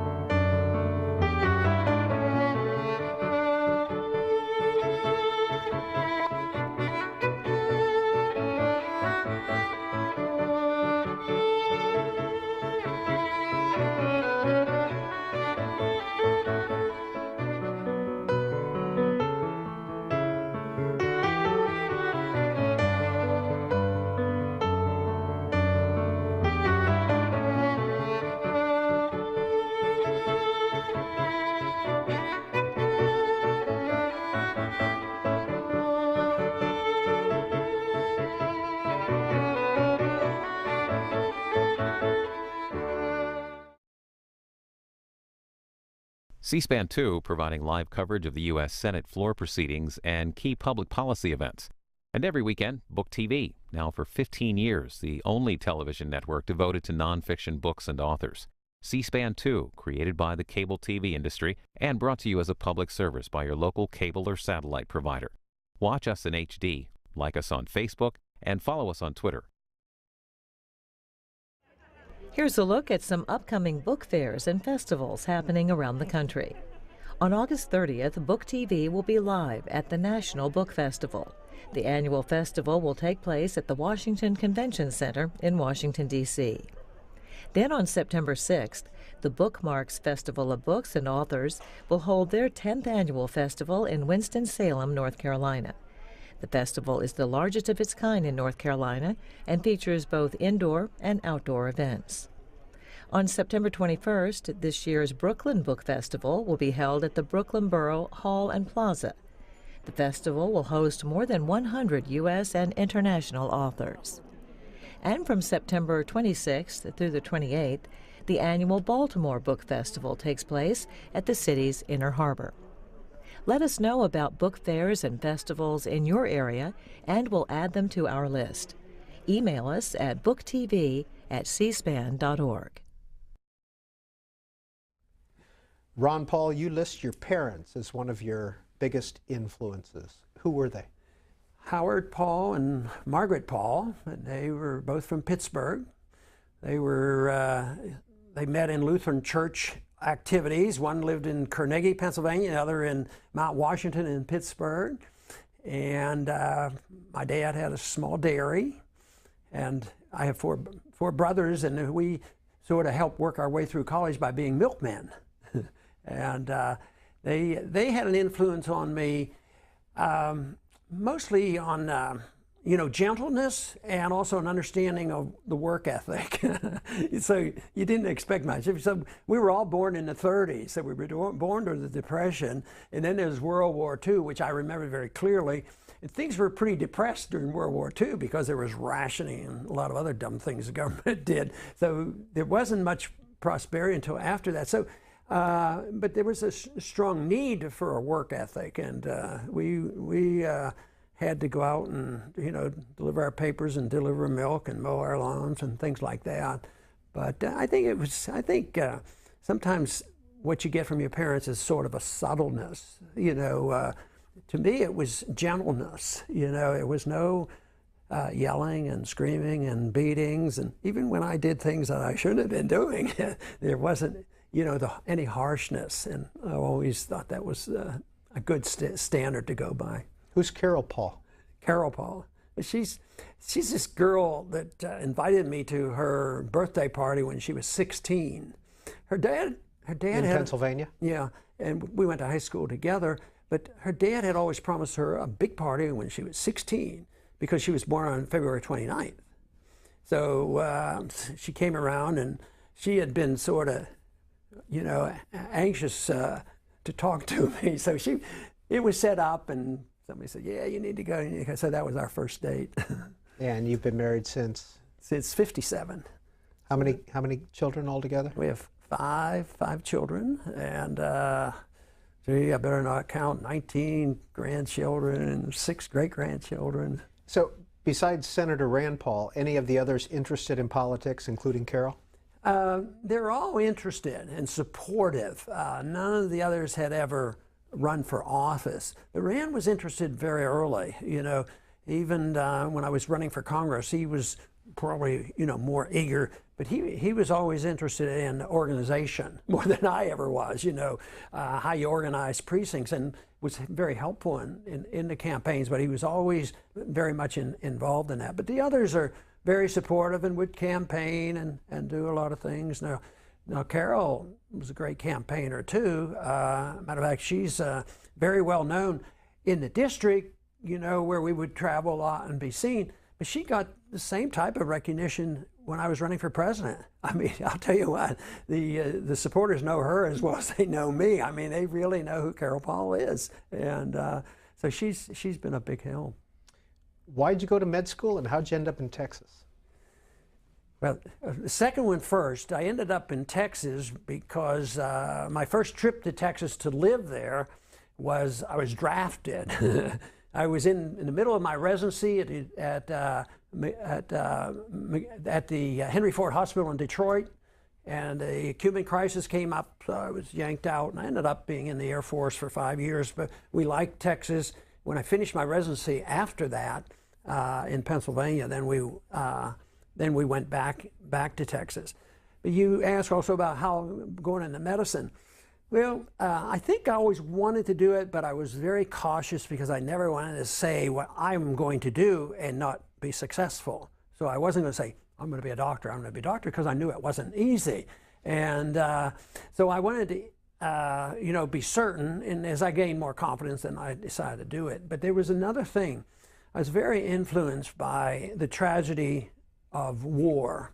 The tragedies I knew about as a kid from World War II, friends and people who didn't come back, and Korea was the same way, and Vietnam was the same way. But one of the things that I knew even early on, that I'd never be able to shoot somebody. And I thought, if I was a doctor, I could help people. And that in the back of my mind was always, and I always made the assumption I'll be drafted, and I was right. I was drafted, and put into that situation. Not quite the same situation, but that was one of the motivations. But I liked science. I liked dealing with people. I ended up doing obstetrics because even though it was a tough schedule, it was still a very enjoyable part of medicine. Bringing new life into the world. Do you estimate how many babies you've delivered? Yes, it's about 4,000. There are many who have delivered a lot more than that, but I took a leave of absence now and then. Ron Paul is our guest. We have a little over an hour left in our in-depth program for this month, and we're going to return to your phone calls now. John's calling from Gresham, Oregon. John, you're on the air. Thank you for C-SPAN, and thank you, Congressman Paul, for your dedicated service to our nation. And you are perhaps, you are the only Republican from Texas I have any respect for whatsoever. Thank you again for that. My question is, with treaties and trade agreements having the power to supersede our Constitution, Mr. Paul, I would like your opinion on whether things like the Trans-Pacific Partnership, the text, should be released for the American public to review before any vote is ever taken to enact or defeat such a trade agreement. And again, Congressman Paul, I thank you for your service. Yes, all this stuff should be readily available, and in this day and age, they can get it out to everybody who has an interest. And then maybe they could wake up their congressman not to vote for these kind of things, because I don't like these multiple trade agreements, and I don't like the way they're devised because, of course, the president is given authority to negotiate these treaties, and I don't think he has it. It should be the Congress, and so I think they're all bad. But on other treaties, I've always been annoyed by these multilateral and unilateral military treaties. How many countries have we promised that we would go and defend if they were ever attacked? Well, the idea that it's a mutual defense treaty is that they'll come and help us. We have to sign treaties with all these countries because if we're going to be attacked, they're going to come here and help us. No, that's not it. Let's take, for instance, a treaty to defend Taiwan. What moral right does one generation, 50, 60 years ago, have to sign a treaty that commits our kids and our tax dollars to doing whatever is necessary to go and defend Taiwan? I'm sympathetic. I hope nothing ever happens to them. But that treaty shouldn't be a proper treaty in the moral sense. And I think some of these treaties, you take the United Nations treaty. They said this is a treaty, and we have to do, we have to go along with the rules. And if they say we have to fight a war and this sort of thing, well, these treaties, they should be challenged. And of course, the Supreme Court would never rule any of these things unconstitutional. But there's way too many treaties of this type of commitment, and I just think they're wrong. Carl Wenger asked via email, What do you think is the single biggest cause of government growth over the last 100 years? It's a philosophy. It's a philosophy of government, and it's the acceptance of interventionism. That people believe that they have to be protected by the government. The government has a right and an obligation to intervene to manage the economy, intervene to make us better people, tell us what we can eat, drink, smoke, and do whatever. And that we are so smart and so good and we are so exceptional that we have this obligation to tell everybody around the world how to live. So this whole philosophy, which is opposite of liberty, interventionism is where the government takes over and cancels out all your liberty. So it's this acceptance of interventionism that promotes big government, and then they work in collusion with paying for the government, that is borrowing to the hilt, tax to the hilt, and then when you don't have enough, just print the money, and then you end up in a mess like we have today. Jerry in Ann Arbor asks via email, does Ron Paul think we should do anything about climate change? Why, I'd like to them send me some warmer weather to Texas. You know, I've had a frost at home for the last 5 years. I'm tired of it. My fruit trees are freezing. This last winter is terrible. We had a cold winter, and it made the seaweed grow like never before. Our seaweed on our beaches are 3 feet high, and they said it's because the water's too cold. So I'm looking forward to the day we get a little bit warmer weather, and we're having a cool summer too. So no, the little bit you could do is, I don't like to deal with, say, I can change the climate, because you can't change the climate per se, but you could do something with pollution. Pollution is a violation of property rights. And for too long, big business and governments bid in collusion together to allow pollution. And right now, our military is a big polluter. All you have to do is go to Iraq and look at the burn pits and all the carbons that were burnt and all the things going on. So governments, when I lived in Pittsburgh as a kid, we had the worst skies and the worst water in the world. But that affected our city, and it was finally cleaned up without the EPA, because you shouldn't have a right to pollute your neighbor's property. But this whole idea, I think if anybody's serious about worrying about global warming, they need to look at some of the statistics over the last 100 years, because it's far from conclusive. You have a 15-year period of temperatures gradually getting warmer, and then a 15-year period is gradually getting colder, and maybe a half a degree here and there. I think it's way overblown, but I don't think you should ignore pollution in the air, and I think you can solve most of those problems with property rights.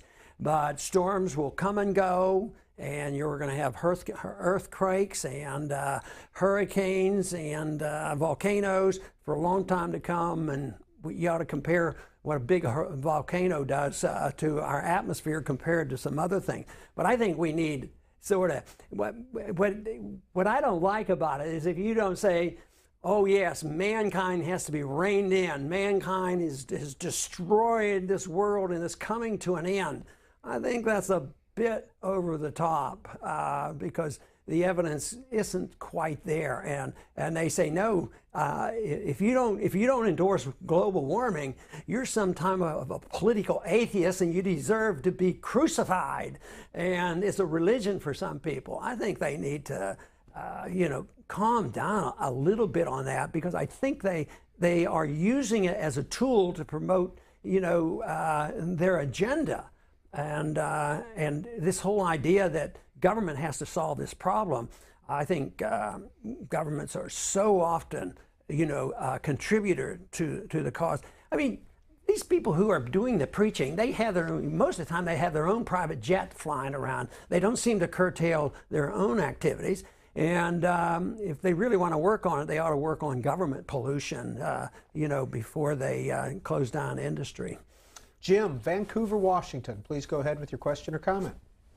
Good day, gentlemen. Dr. Paul, I'd like to thank you for your service. And my question to you is, I've been doing some reading about a financial credit rating that our nation holds. I didn't know that I wasn't aware of this, but that our financial rating could be downgraded and precipitate a sale of foreign-owned debt.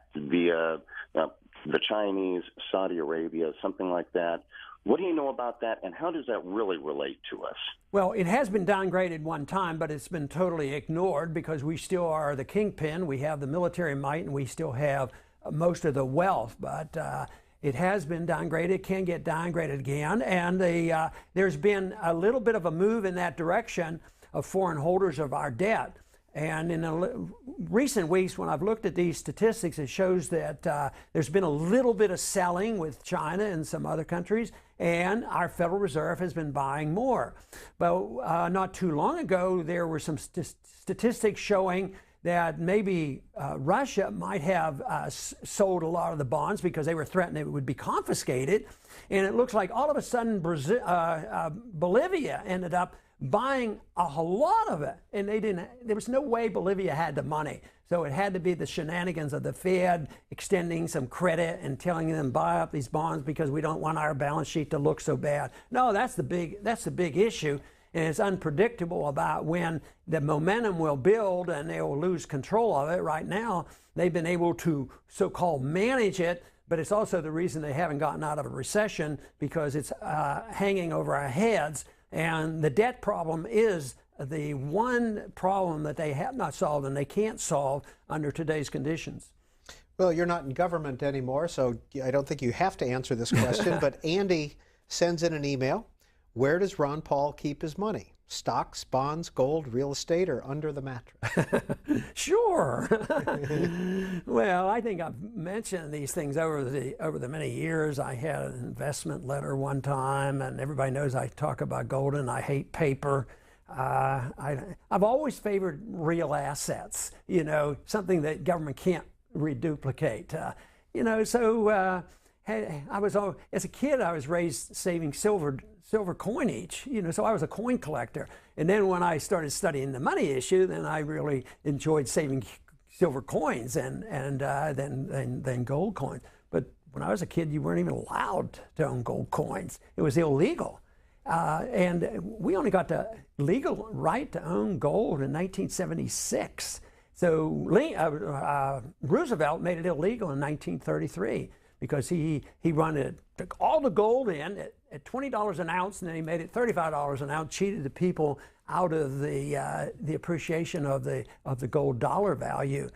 So I think gold. If you worry about paper money, you should say buy a little gold and a little silver. I think the stock market. A couple of days ago, they had me quoted in a newspaper. Ron Paul thinks there's a stock market bubble. Next 2 days, the market went down 400 points. They really are watching. No, I think the stocks are a terrible place to have your money. But that's my opinion. And the ones who have been in the market, they made a lot of money doing this. They've kidded me on TV, and they say, yeah, Ron, we understand you would buy gold and this sort of thing, and you were interested when gold was $35 an ounce. And they said, yeah, but just think of all the money you didn't make in the regular stock market. And I said, yeah, that gold at $35 an ounce, that was a dumb trick. Now they're worth $1,500, No, I think real assets are good. I think property is good. I think stocks or bonds are, not to make any interest. So I think all that is important. And I try to practice good habits on that. But you know what? The bottom line is, if you're a survivalist, you have gold and your silver, you have a gun, you have food, and you're ready and you have a haven, someplace to go to. But none of it's worth anything if you don't have your freedom. And that is why I invest every bit as much freedom. That's my biggest investment, is investing in promoting the cause of liberty for me personally, my benefit for me to live in a free society, and for my family and everybody in America to have freedom. Because that's the only investment that really counts, because governments are big and they have a lot of guns, and no matter how immoral and wrong the IRS is, they're very powerful, and they've abused their power for a long time, and they frighten me, and right now, matter of fact, we have an organization, Campaign for Liberty, and they're hounding us.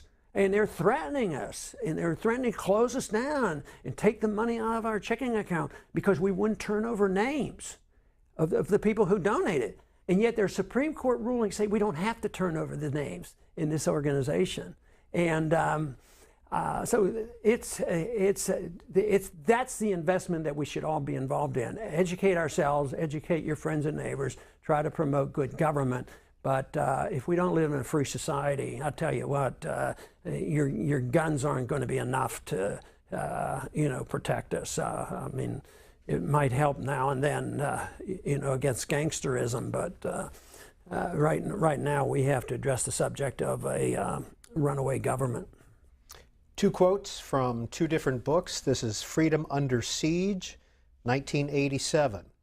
A right is a natural or God-given permit received at birth to act in one's own self-interest with total control over one's own life and liberty as long as others are not injured nor their property taken or damaged.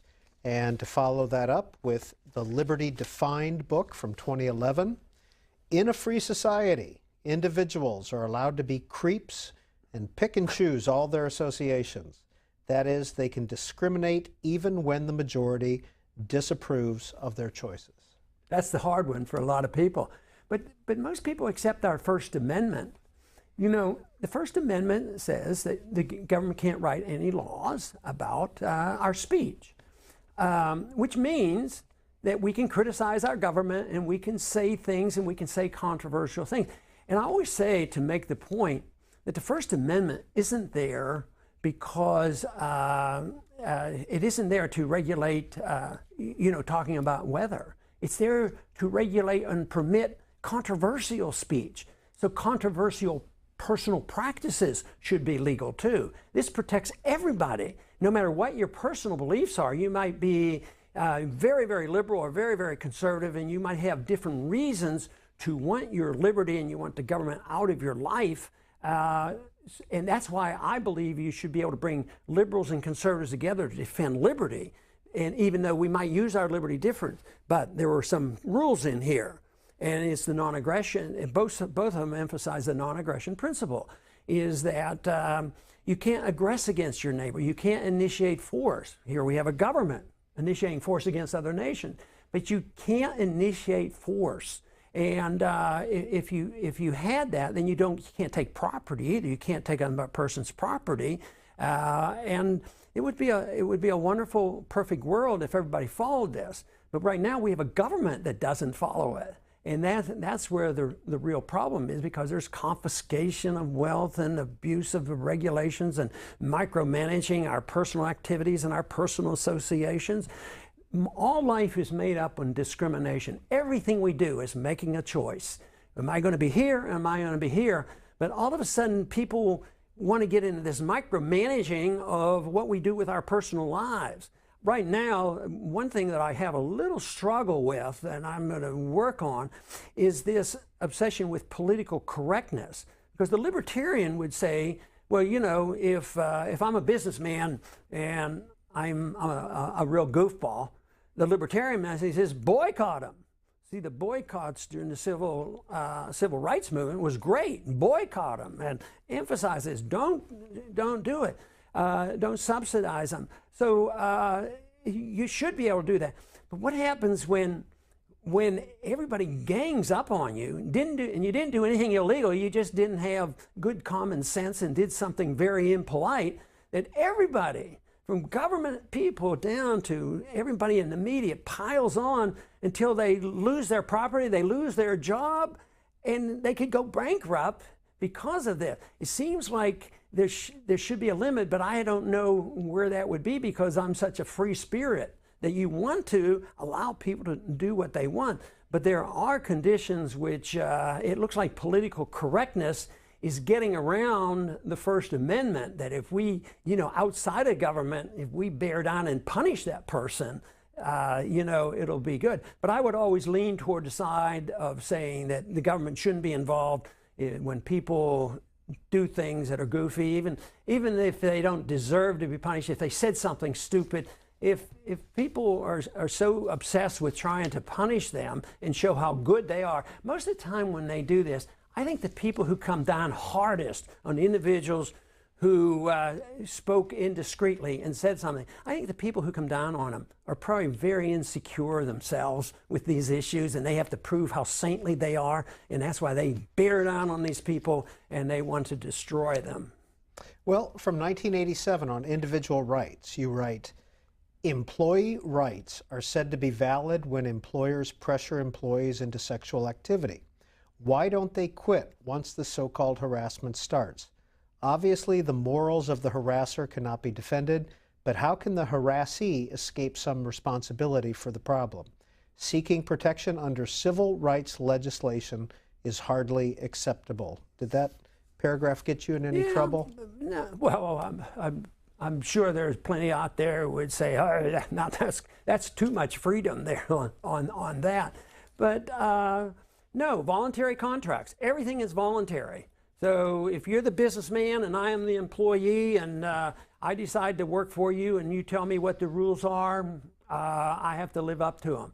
If you injure me, then I have a right of recourse. But if you just annoy me and bug me and do things and offend me, I should quit. You know, because you can't keep me there, you can't force me, or I'd be a slave. If I can't leave, you know, I mean, I should have the right to leave, and I think that there wouldn't be a need for a federal policeman to come in and try to settle these things. I just think that the voluntary contract and the non-aggression principle can deal with this. That if you aggressively hurt people. And this doesn't have to wait till somebody socks you in the nose, because if there is a threat of force, if people come and point a gun at you, you don't have to wait till they shoot you. You know, you have a right to defend yourself. So, but I think the bureaucrats aren't capable of sorting these things out. Jeremiah, Moss Beach, California. You are on Book TV on C-SPAN 2 with Ron Paul. It's an honor to speak with you, Doctor. You're a great statesman, a wonderful patriot. My question involves Social Security. Ever since the protections got watered down, Congress, it's been a bipartisan slush fund. And I don't understand why Congress allowed all these public retirement funds to not pay into Social Security. My answer, if I had the power, is if every American worker contributed a small amount to Social Security, it would be solvent tomorrow. Could I have your thoughts, please? I guess he's referring to contributing money to bail out the public pension funds. You think that pension fund? Well, I'd have to get a further understanding of this, but most of those programs shouldn't exist.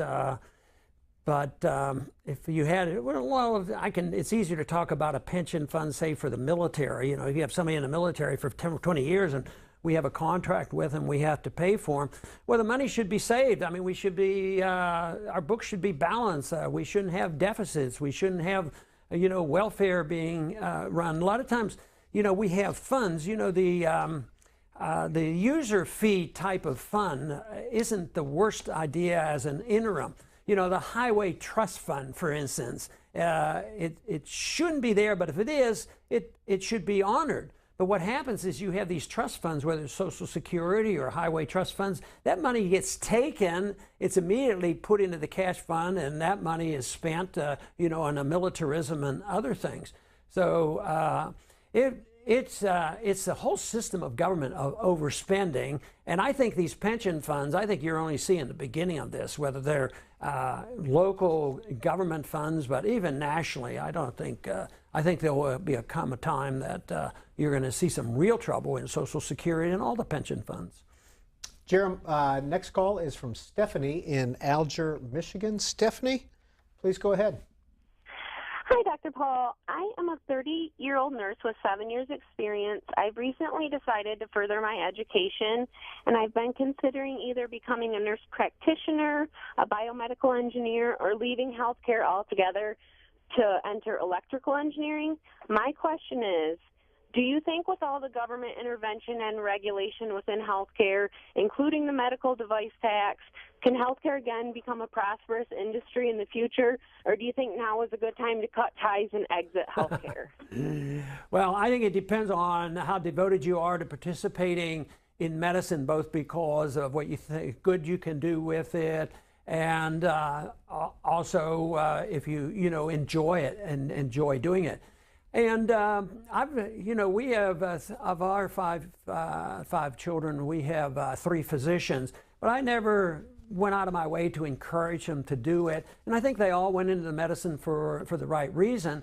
But there was a lot of hesitation. It's going to get worse, and medicine today is so much more difficult and bureaucratic than it was when I started, So it's very, very difficult. And besides, if you leave one field, do you think you're going to be free from some of the obstacles that you face there? But indeed, with Obamacare and this taxing, things can get much, much worse. So no, I wouldn't tell people not to do it. I think it should be weighed on, are you really going to get some personal enjoyment out of changing right now? And also, there's if we can keep the right to do things privately, if you can opt out, there's always going to be a place for people to work. And even in medicine today, it's being shaky, and they're trying to take that away from us. But no, that'll be a personal decision on your part. But you'll have to decide whether you want to risk, going into a completely different field. Tisha tweets into you, Dr. Paul. What can the next generation of people who want to defend liberty in politics do to be effective? Well, first, they need to understand the freedom philosophy, what liberty is all about, where it comes from, and what it really means, and understand that they understand it well enough to be able to explain it, because they will meet the demagogues. Believe me, if you're a free market person, you hate poor people and you will let them starve in the street and never give them any medicine, not realizing that it is the welfare system and the socialist system where people end up not having enough to eat and not having good medical care. So it is understanding that and realizing that freedom is controversial because you allow a lot of activities that seem to be immoral, and people will be critical and say, oh, you mean you'd let people smoke marijuana cigarettes? Oh, this is horrible. You don't want to do that. But you have to remember that if you legalize something and allow people to make their own choice, it doesn't mean you endorse the activity. And that's a big difference. If you understand this, then the people aren't frightened by it.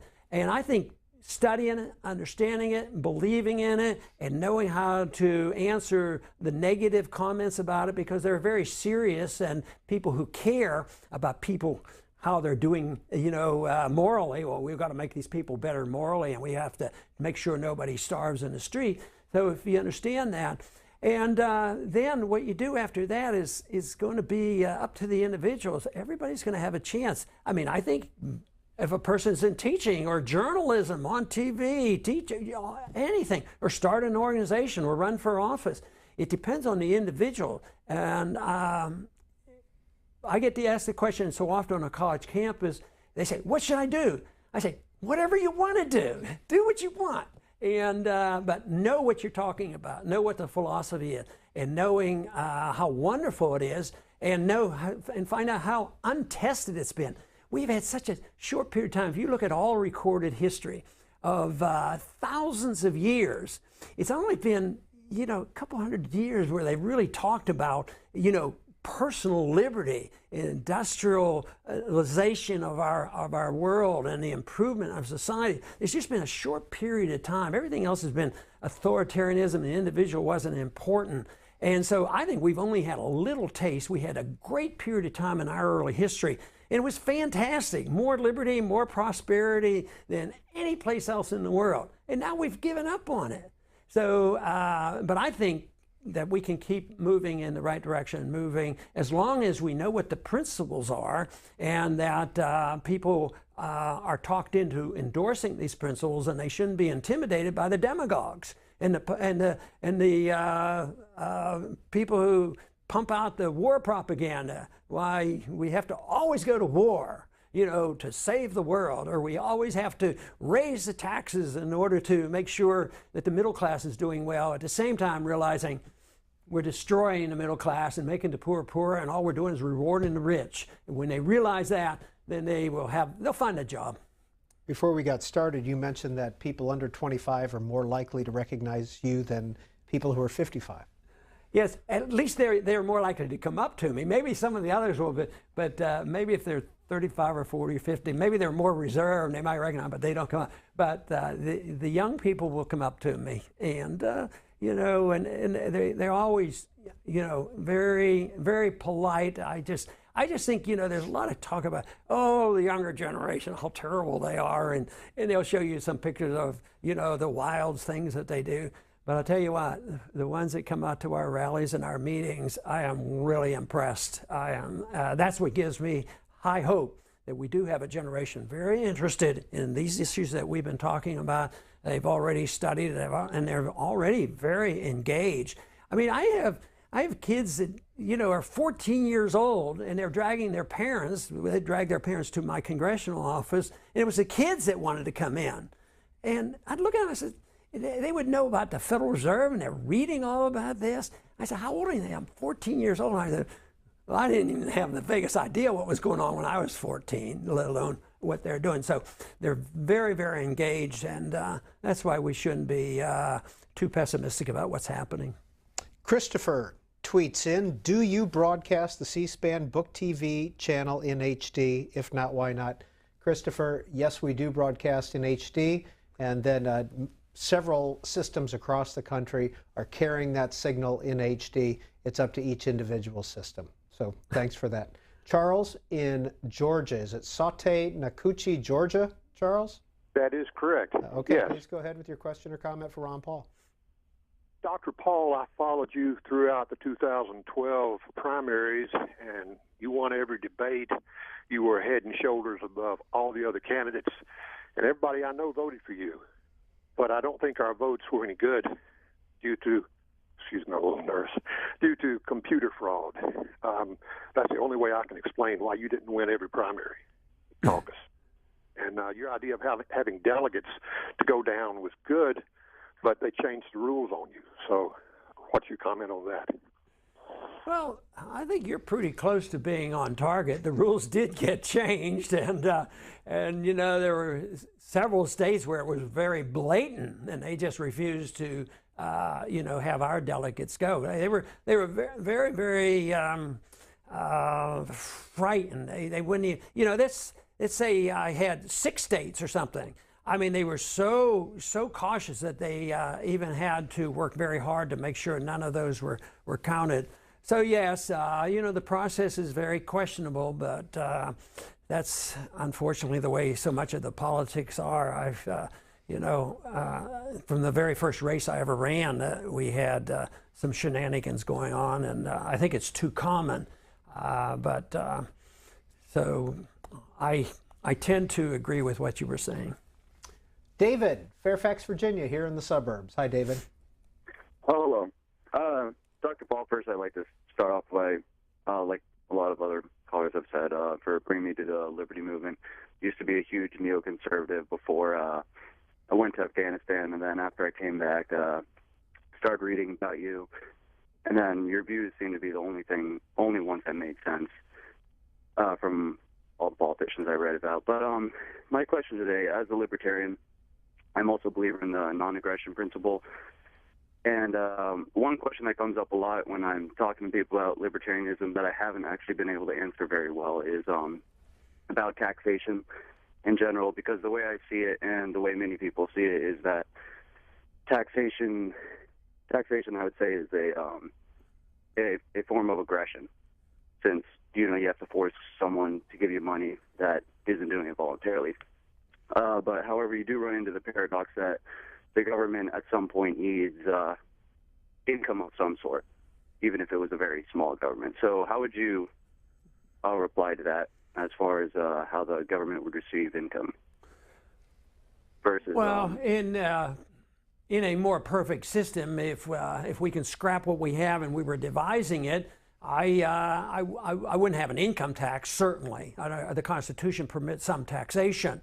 But I would move in the direction of a user tax. So if you want government to be involved in highways, the people who drive on the highways, you know, a gasoline tax, but make sure that all the money collected goes there and not off into some other welfare program. So a user tax is a good idea. Along our Gulf Coast, we have the Intracoastal Canal, and it takes a lot of maintenance. And the people who use the canal, they pay a lot of money to use it.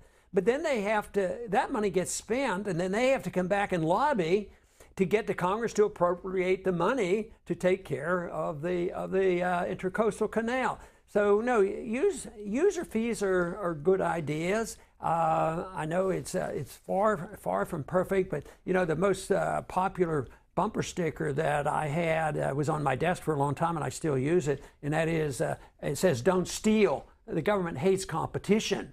And I think taxation in many ways is stealing, especially when it's for the redistribution of wealth. And I would say probably about 80% of it is redistributing it from one group to another. And unfortunately, it isn't going to the people who really need the help.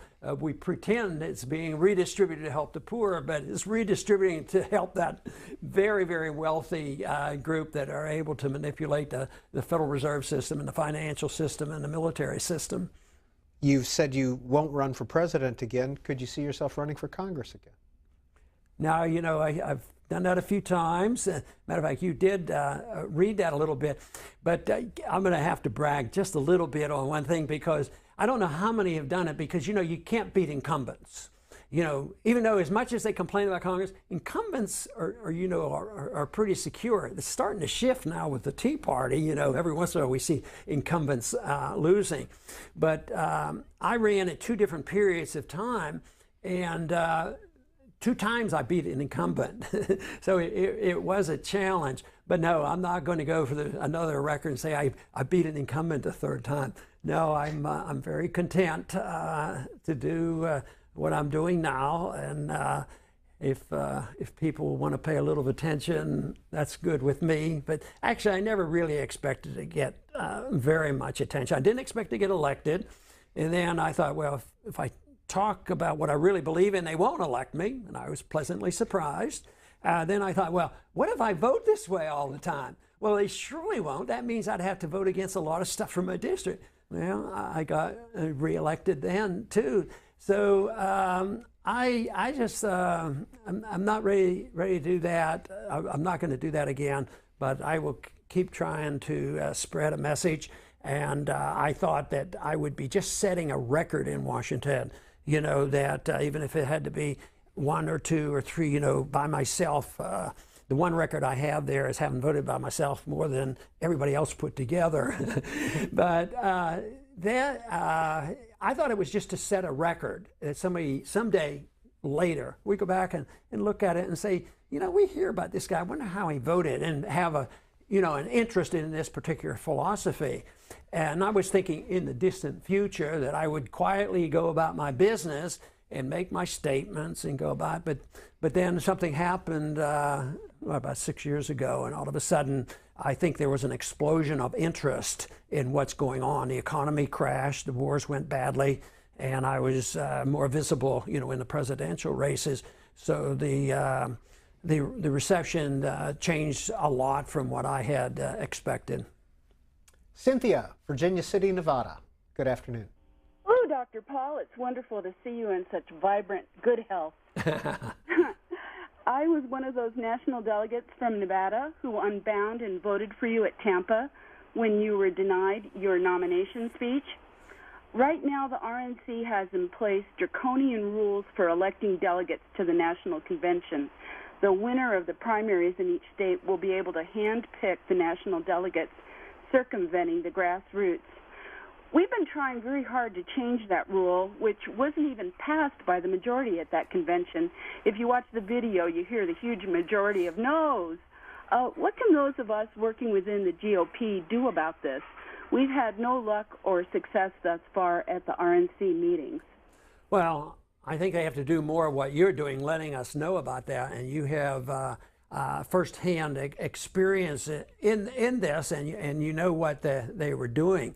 But yeah, they just flat out changed the rules. And the interesting thing is, it's a worthwhile effort, because they talk about the Ron Paul people thinking only they were being punished and it was directed at them, and they don't want any Ron Paul people doing this again. But there were a lot who weren't considered, they weren't in that category, they weren't part of our organization, but they were part of a decent conservative wing of the party that could see the same thing you just described. It was undermining the grassroots. So there's a big coalition. You point out they didn't even have the votes. They didn't force the votes.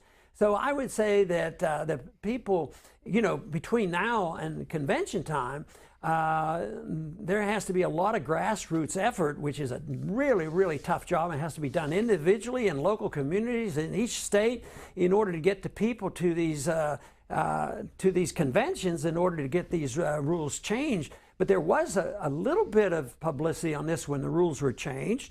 But no, they need more people to do exactly what you're doing, and you keep doing what you are by calling in and getting this information out. So, Ron Paul, after the 2012 convention in Tampa, you held your last big rally down there, or a very big rally at the University of Southern Florida. Did the Romney campaign reach out to you? Did you endorse him? Did you speak for him? Was it just see ya? I would say no. No, I don't. Mitt and I got along real well, and there was politics involved, but I sort of, if we didn't have to talk about politics, I sort of liked him, because, he had a large family. He had one son that was in medical school, and Mrs. Romney was very nice, and she got along real well with Carol, and so on a social sense we did. But politically, it was a different story. I mean, we just had such strong disagreements.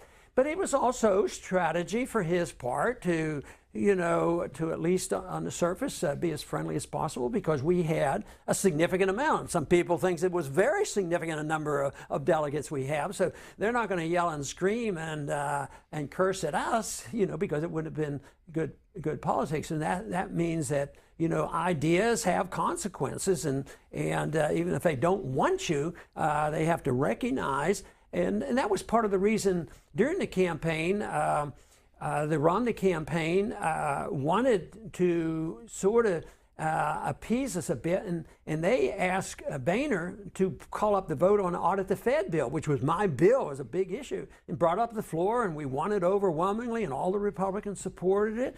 And, this was an idea, but I saw this as a victory in ideology, because it was a good issue, because openness in the financial system was a good idea.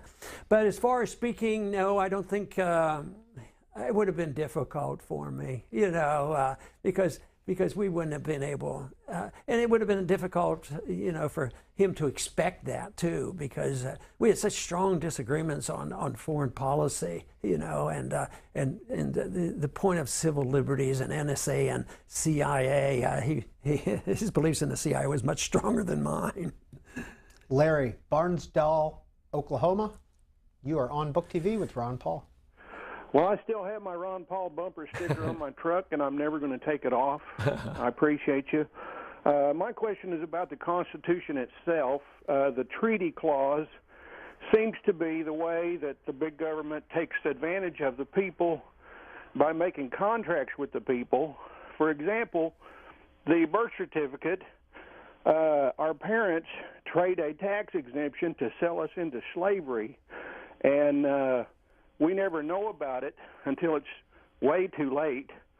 And I believe that fraud, if the right word is, vitiates all contracts. So we need to become more aware of these contracts that we've made with the government, or someone has made them on our behalf, and just remove our consent. Get out of the contract so the government doesn't have any legitimacy any longer. Thank you, sir. Well, we talked a little bit about this before, and that's right, because the the treaties are a dangerous way to amend the Constitution, and that's literally what they do. You sign the treaty, and they say, well, the treaty is the law of the land. But what if the treaty is with the United Nations and you go to war under a UN resolution? Well, you shouldn't be able to do that. And it should be able to, and the courts should deal with this. It should be taken and it should be thrown out. But even engaging in these treaties undermines our sovereignty. I don't like the treaties at all, but when it literally repeals something in the Constitution, that's not the way the Constitution should be amended. It was meant to be amended in a much different manner. Leanna Brise on our Facebook page asks, I'm finding myself more distant from government involvement in general. Is it healthy to think like an anarchist, or what are your views on anarchy? Well, I think if somebody is an anarchist and they totally believe in no government, and they don't use force at the moment to go and start shooting up the government so we don't have any government, that would be wrong. But to be an anarchist and assume responsibility for yourself, I think this is a great idea. And there's a lot of people, there's a lot of very close friends of mine who think political action's terrible and worthless. I happen to be one that believes that education is probably paramount, but political action can be very helpful, and sometimes political action, my elections and things, and galvanizing interest is a measurement of our success on our ideas. So I think this is very important. But anarchy is not harmful to me, as long as you, especially if you give up on, if you're a true libertarian, you've rejected the use of force. I don't have to worry about you. But if you don't want to, your biggest problem of being an anarchist in a government that doesn't agree with you is that, well, I want to opt out, they're going to come with guns. But, you know, we do have incidents where some people do get to opt out. And, you know, when you think about the Amish and the Mennonites, I think they get exempt, and they like to just think those groups, why couldn't all of us have that opportunity? Look, we voluntarily want to get out, and we want to take care of ourselves. Either an individual should be allowed to do that and get no benefits from the government, or a group can do that. A libertarian society actually gives full permission for socialism, voluntary socialism. You know, if you want to get together, and there's been experiments with that in our history, you can have voluntary socialism. If you go together and you agree, and we're running this community, large, small, or whatever, on a social scheme, you should be allowed to. But we should be allowed, to stay out of that. But the problem is, it's so inefficient that the socialists know their system is going to fail, so they have to use the force of a government gun to take money from the people who aren't socialists in order to subsidize their program. But libertarianism gives full legal protection of anybody who wants to have voluntary socialism. But socialists never will endorse the idea of you having your personal liberty where you can take care of yourself and not ask for nothing from anybody else. If you were to recommend one of your books for people, which one would you recommend? Well, I think probably Liberty Defined, because it goes over 50 issues, and most people ask specific questions, about these. I think they get more out of that. Of course, if somebody's interested in a monetary issue, it's, and the Fed and the Revolution book is sort of, one that talks about what was going on back in 2008, with the first campaign, because that was actually when the Tea Party movement started, but nobody remembers that. It started in 2007, on Tea Party Day. I think it was December 17th or something, and that is when it really started spontaneously with our campaign. But soon it morphed into something else because the Republicans thought, hey, this is a movement, so we better get a little bit of control of this thing and make sure they're not non-interventionists. So that's a mixed bag now. But the Revolution book goes over, a general philosophy. Audit the Fed, of course, or the end of Fed is monetary. But the 50 Liberty Defined goes over each individual item. So you can sort of go through the index. Oh yeah, I want to know what he thinks about this. it wouldn't take you too long to find something controversial in there and say, hey, he's nuts on this issue. Are you working on a book currently? In many ways, yes. I've done an outline, I've written, I put some work into it, and I can't get it quite concluded. Hopefully in the next several months I can. And it's a book about, you never would guess, it's going to be a book just on war, the issue of war and why peace is better than war. A tentative title I made on it was Swords into Plowshares.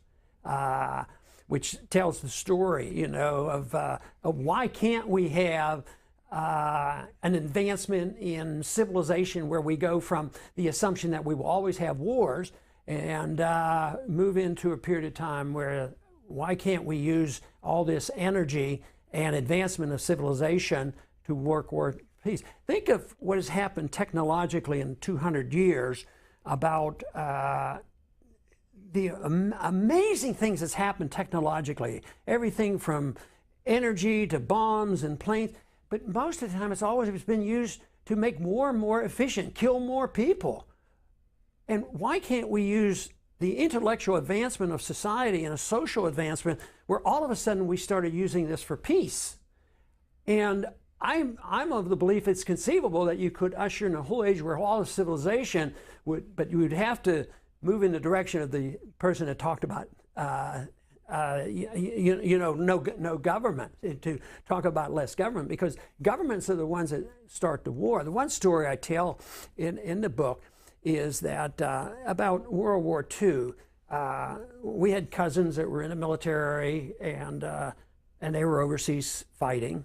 We still had relatives in Germany. So we as kids were taught to pray for our relatives that they don't get killed in the war. And our cousins ended up in prison camps. So here we are trying to kill them. We're praying for them not to get killed. And it just doesn't make any sense at all. You know, and I must have been less than 10. I was 10 when the war was over. And I was close to my grandmother, who was very German.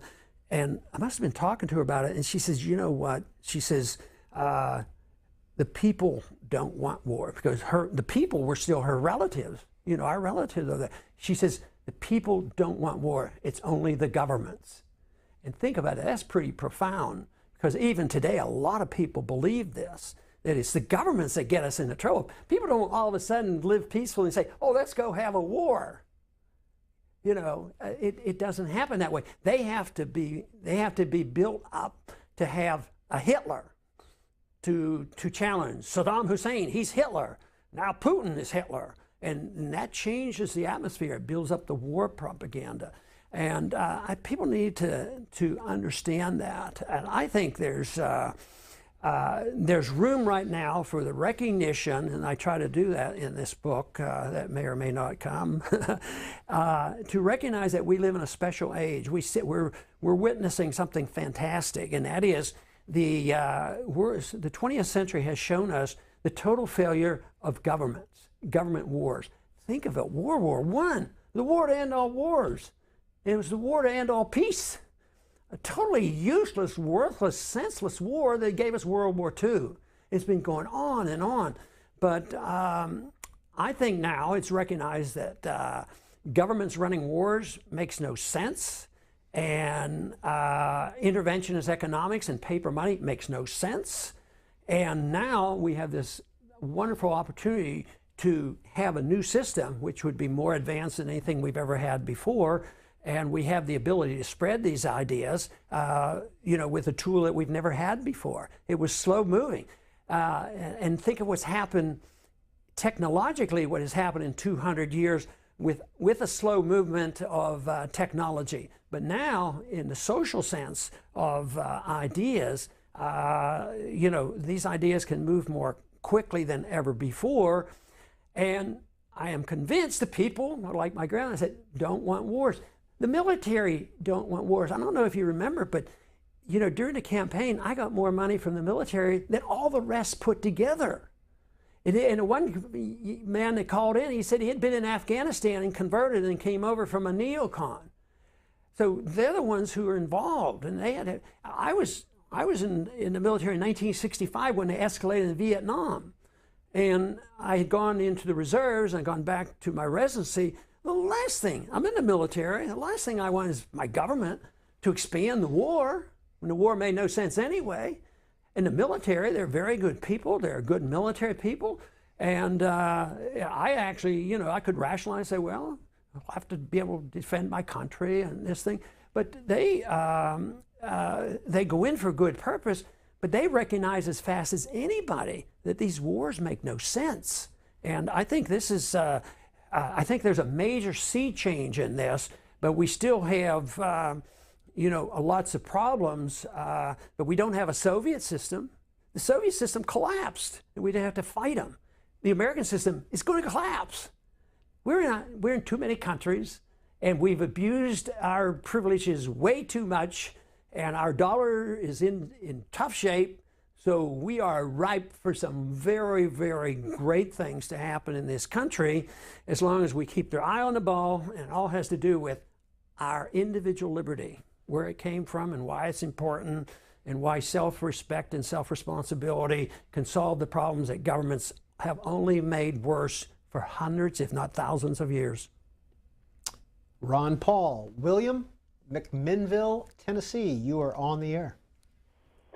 Yes, Dr. Paul. Yes. It is a pleasure and an honor to speak to you. When I was 20 years old in 1988, I cast my vote for you as a libertarian, and you kind of lit my fire. And through the 90s, I campaigned for Andre Maru and Harry Brown, who was close to us in Tennessee. And I just really appreciate the inspiration you gave me through the 90s, the 80s, 90s. And I just want to ask you a question. So many questions have been answered by the previous callers, and your answers to them, especially about social anarchism. As Emma Goldman said, I will not rule and I will not be ruled. But to cut it short, like I told your screener, I'd like to ask you what you think about Thomas Jefferson's quote of, if the country should go more than 20 years without a violent uprising of the people, the republic is lost. And another quote, the tree of liberty must be watered from time to time with the blood of tyrants. And with the military and industrial complex which came of being in the 50s, I know that's impossible. It would just be suicide for American people to form militias. But just your thoughts on his ideas. All right, William, we got the point. Okay, I guess that you have never heard me use that quote from Jefferson, and probably won't, because it wouldn't be one of my favorite quotes.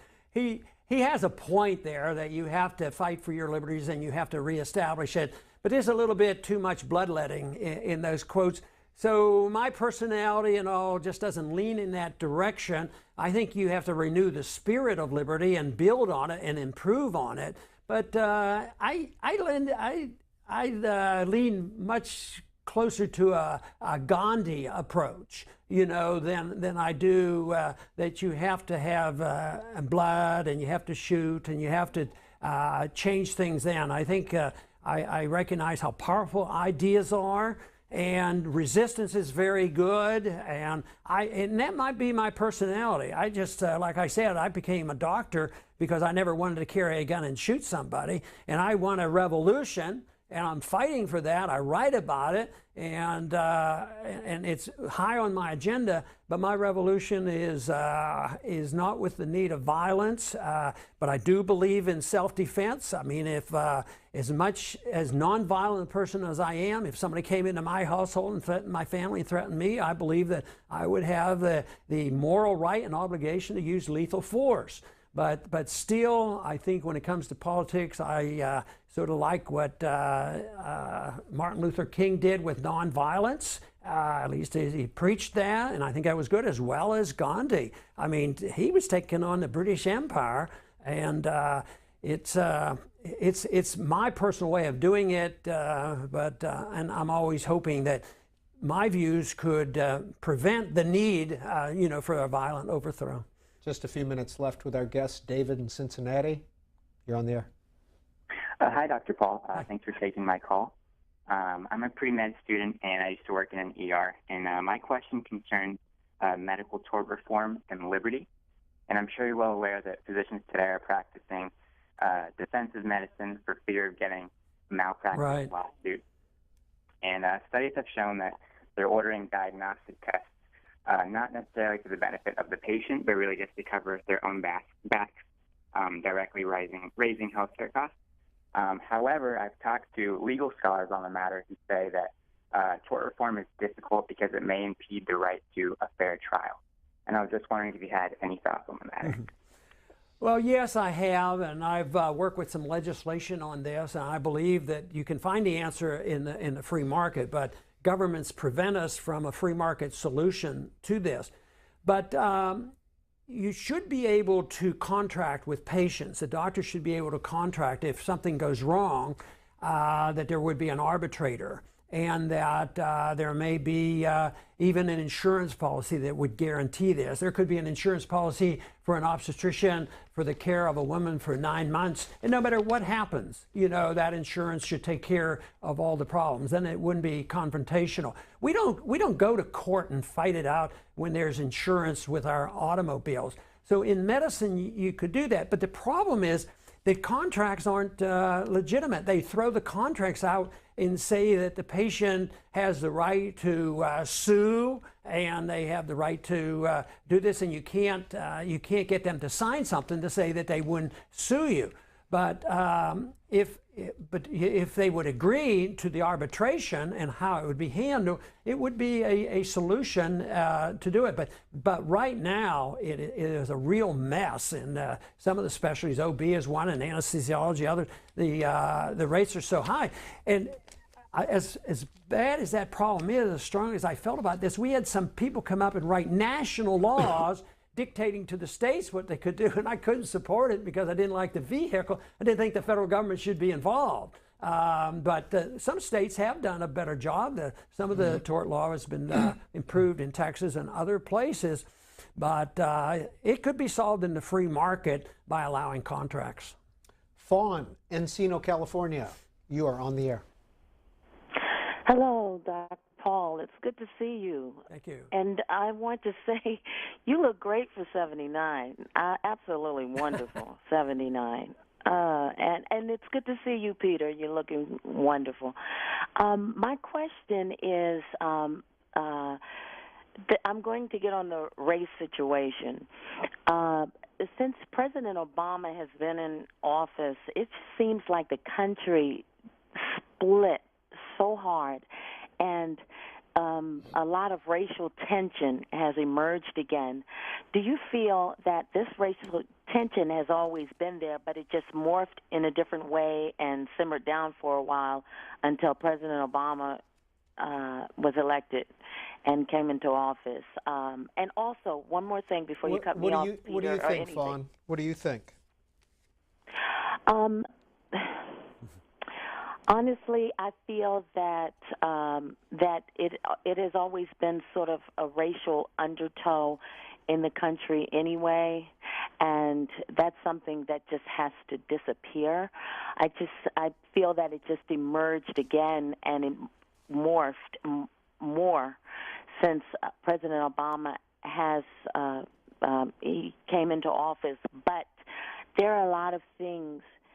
I'm more of a balanced person, so if I say that if I speak sort of balanced, people think that I'm more on a Republican side, and then if I speak more of social things, they think I'm more a Democrat. Well, I'm neither Democrat or Republican, so. But I do feel that it's just so much tension that has to be released out of the country in order to make a more say a country with the liberty and justice for all. All right, thank you, Fawn. And in fact, in Liberty Defined, you have a whole chapter on racism. Right. Not an easy problem to deal with. No, I think there is the racism that exists, and I think if our conditions were very good and the country was thriving, and Obama was in charge of a libertarian society, and we were having no problems, it would be a lot less. There would always be some racial sentiment against the president, no matter how well we were doing. But when things go badly, those individuals who have a racial tendency, it actually gives them, an excuse to do this. So I think it's sort of related to what's happening. I've made the comments about some of the problems about our borders, that it's the economy that leads to our trouble at the borders. If we were doing well, it wouldn't be an issue. But because we're doing so badly and we have to find something to blame, much of this stuff and hatred about the illegals is a bit of scapegoating and using this as an excuse. But I don't think you'll ever get rid of those things. And the only solution to me that people have these negative sentiments is libertarianism and accepting the principle that you can't use force to hurt anybody and impose your will on other people. It sort of takes care of that, and those people are totally unimportant. They have no value. But to sort all that out, I don't know if anybody could tell exactly how much of the resentment is because of race versus what is in the economy. I think our society, our government is in such bad shape, and people are sick of the economy and sick and tired of the wars and these other things. And it happens that Obama is president right now, and he's an easy target. But me personally, I was disturbed as much with a couple of Republican presidents I am with this one, mainly because I thought they would say one thing and they were doing exactly the opposite. So I resented that every bit as much, and it had nothing to do with the color of his skin. Carol in Littleton, Colorado, email: do you believe civil rights would have happened without federal intervention? Oh, absolutely. You mean, oh yes, because I think we were well on our way. All we had to do was repeal all the bad laws. Most of the civil strife and the segregation came from government, all the way back to slavery. I mean, that was a government function, and they should have gotten rid of it, from the very beginning, but they didn't. We segregated the military, in World War II. In my lifetime, we had segregated military forces. The Jim Crow laws, that's government. So yes, you repeal all that. Where were the earliest, neatest times of integration? Branch Rickey, Jackie Robinson. I mean, think of that. That was fantastic. And I think the way it went, it turned out to be terrible. It went to these busing arguments. We were going to bus and force this and do this. That was not eliminating Jim Crow laws. And then where were the biggest riots over busing? In Boston. The people who did the most preaching, about those terrible people in the South, the busing, So no, you don't need the government to do that. You need people to act voluntarily. And you need to get rid of the laws and all the things that the government did to promote the segregation, because it wouldn't have happened otherwise. Last call, Olivia, Lake Havasu City, Arizona. Hi, Olivia. Hello. Thank you, Dr. Paul, and please continue to inspire us to be aware, involved, and not become sheeple. I have two questions. One is your feelings about Agenda 21, the controversy and impact on our freedom. Second question, our current immigration challenge to our security and our liberty. Okay. Thank you. Okay, on Agenda 21, that's UN stuff and trying to usurp more of our sovereignty. I don't believe in the UN. I don't believe we should be in it, and we wouldn't worry about Agenda 21. So that would be dismissed in a libertarian society. Now, on immigration, we've talked a little bit about that. That is more complex, but it's a problem that's going to be with us. It's a consequence of bad policy, bad economic policy. People in this country that wouldn't take some of the bad jobs, people from outside wanting to come in and work, a weak economy, it makes people very nervous, jobs are being stolen, and it has been a big problem. We don't have an efficient immigration service. I think it should have been much more efficient. I think workers should have been able to come more easily. I don't think the workers, the people who come, the illegal people come in, they should get no subsidies. You shouldn't subsidize with free health care and free education, but we should be more generous with allowing people to come and work. And there was a time when that happened. and it would be a great service to our country. And the freer we are, the more prosperous we are, the more we would welcome people to come in and help us out, because we would be getting wealthier. And the mess we have on the borders was complicated because of the drug laws. The drug war, the drug lords down there fighting and killing with each other. So this is why I've always fought against the war on drugs, because it have these consequences. So we have a lot of criminals on the borders and a lot of money involved. But it's not just because there's a bunch of bad people and we can't get along with the Mexican people. That is probably way down on the list of problems. It's because of bad government policies why we have that mess on our borders. Ron Paul, what's on your summer reading list? What are you currently reading? Well, Robert Dreyfuss right now about the Devil's Game, and he writes about the Middle East. He's a great historian about our fallacy in our foreign policy, and how we go in and how we precipitate hatred and how we've misunderstood the radical Islamists that do exist, and why it's partially our fault, which nobody wants to hear about that, but that is part of the trouble. But it's a very, very interesting book. Ron Paul has been our guest for the last 3 hours. Here's several of his many books: Freedom Under Siege, 1987, the Ron Paul Money Book, 1991, Foreign Policy of Freedom, Peace, Commerce, and Honest Friendship came out in 2007. Pillars of Prosperity in 2008, as did The Revolution, a manifesto, a bestseller, and End the Fed, another bestseller, 2009. Liberty Defined, 50 Essential Issues That Affect Our Freedom, one that Ron Paul recommends if you're picking up one of his books. And The School Revolution came out last year. You've been watching Book TV on C-SPAN 2. Ron Paul has been our guest.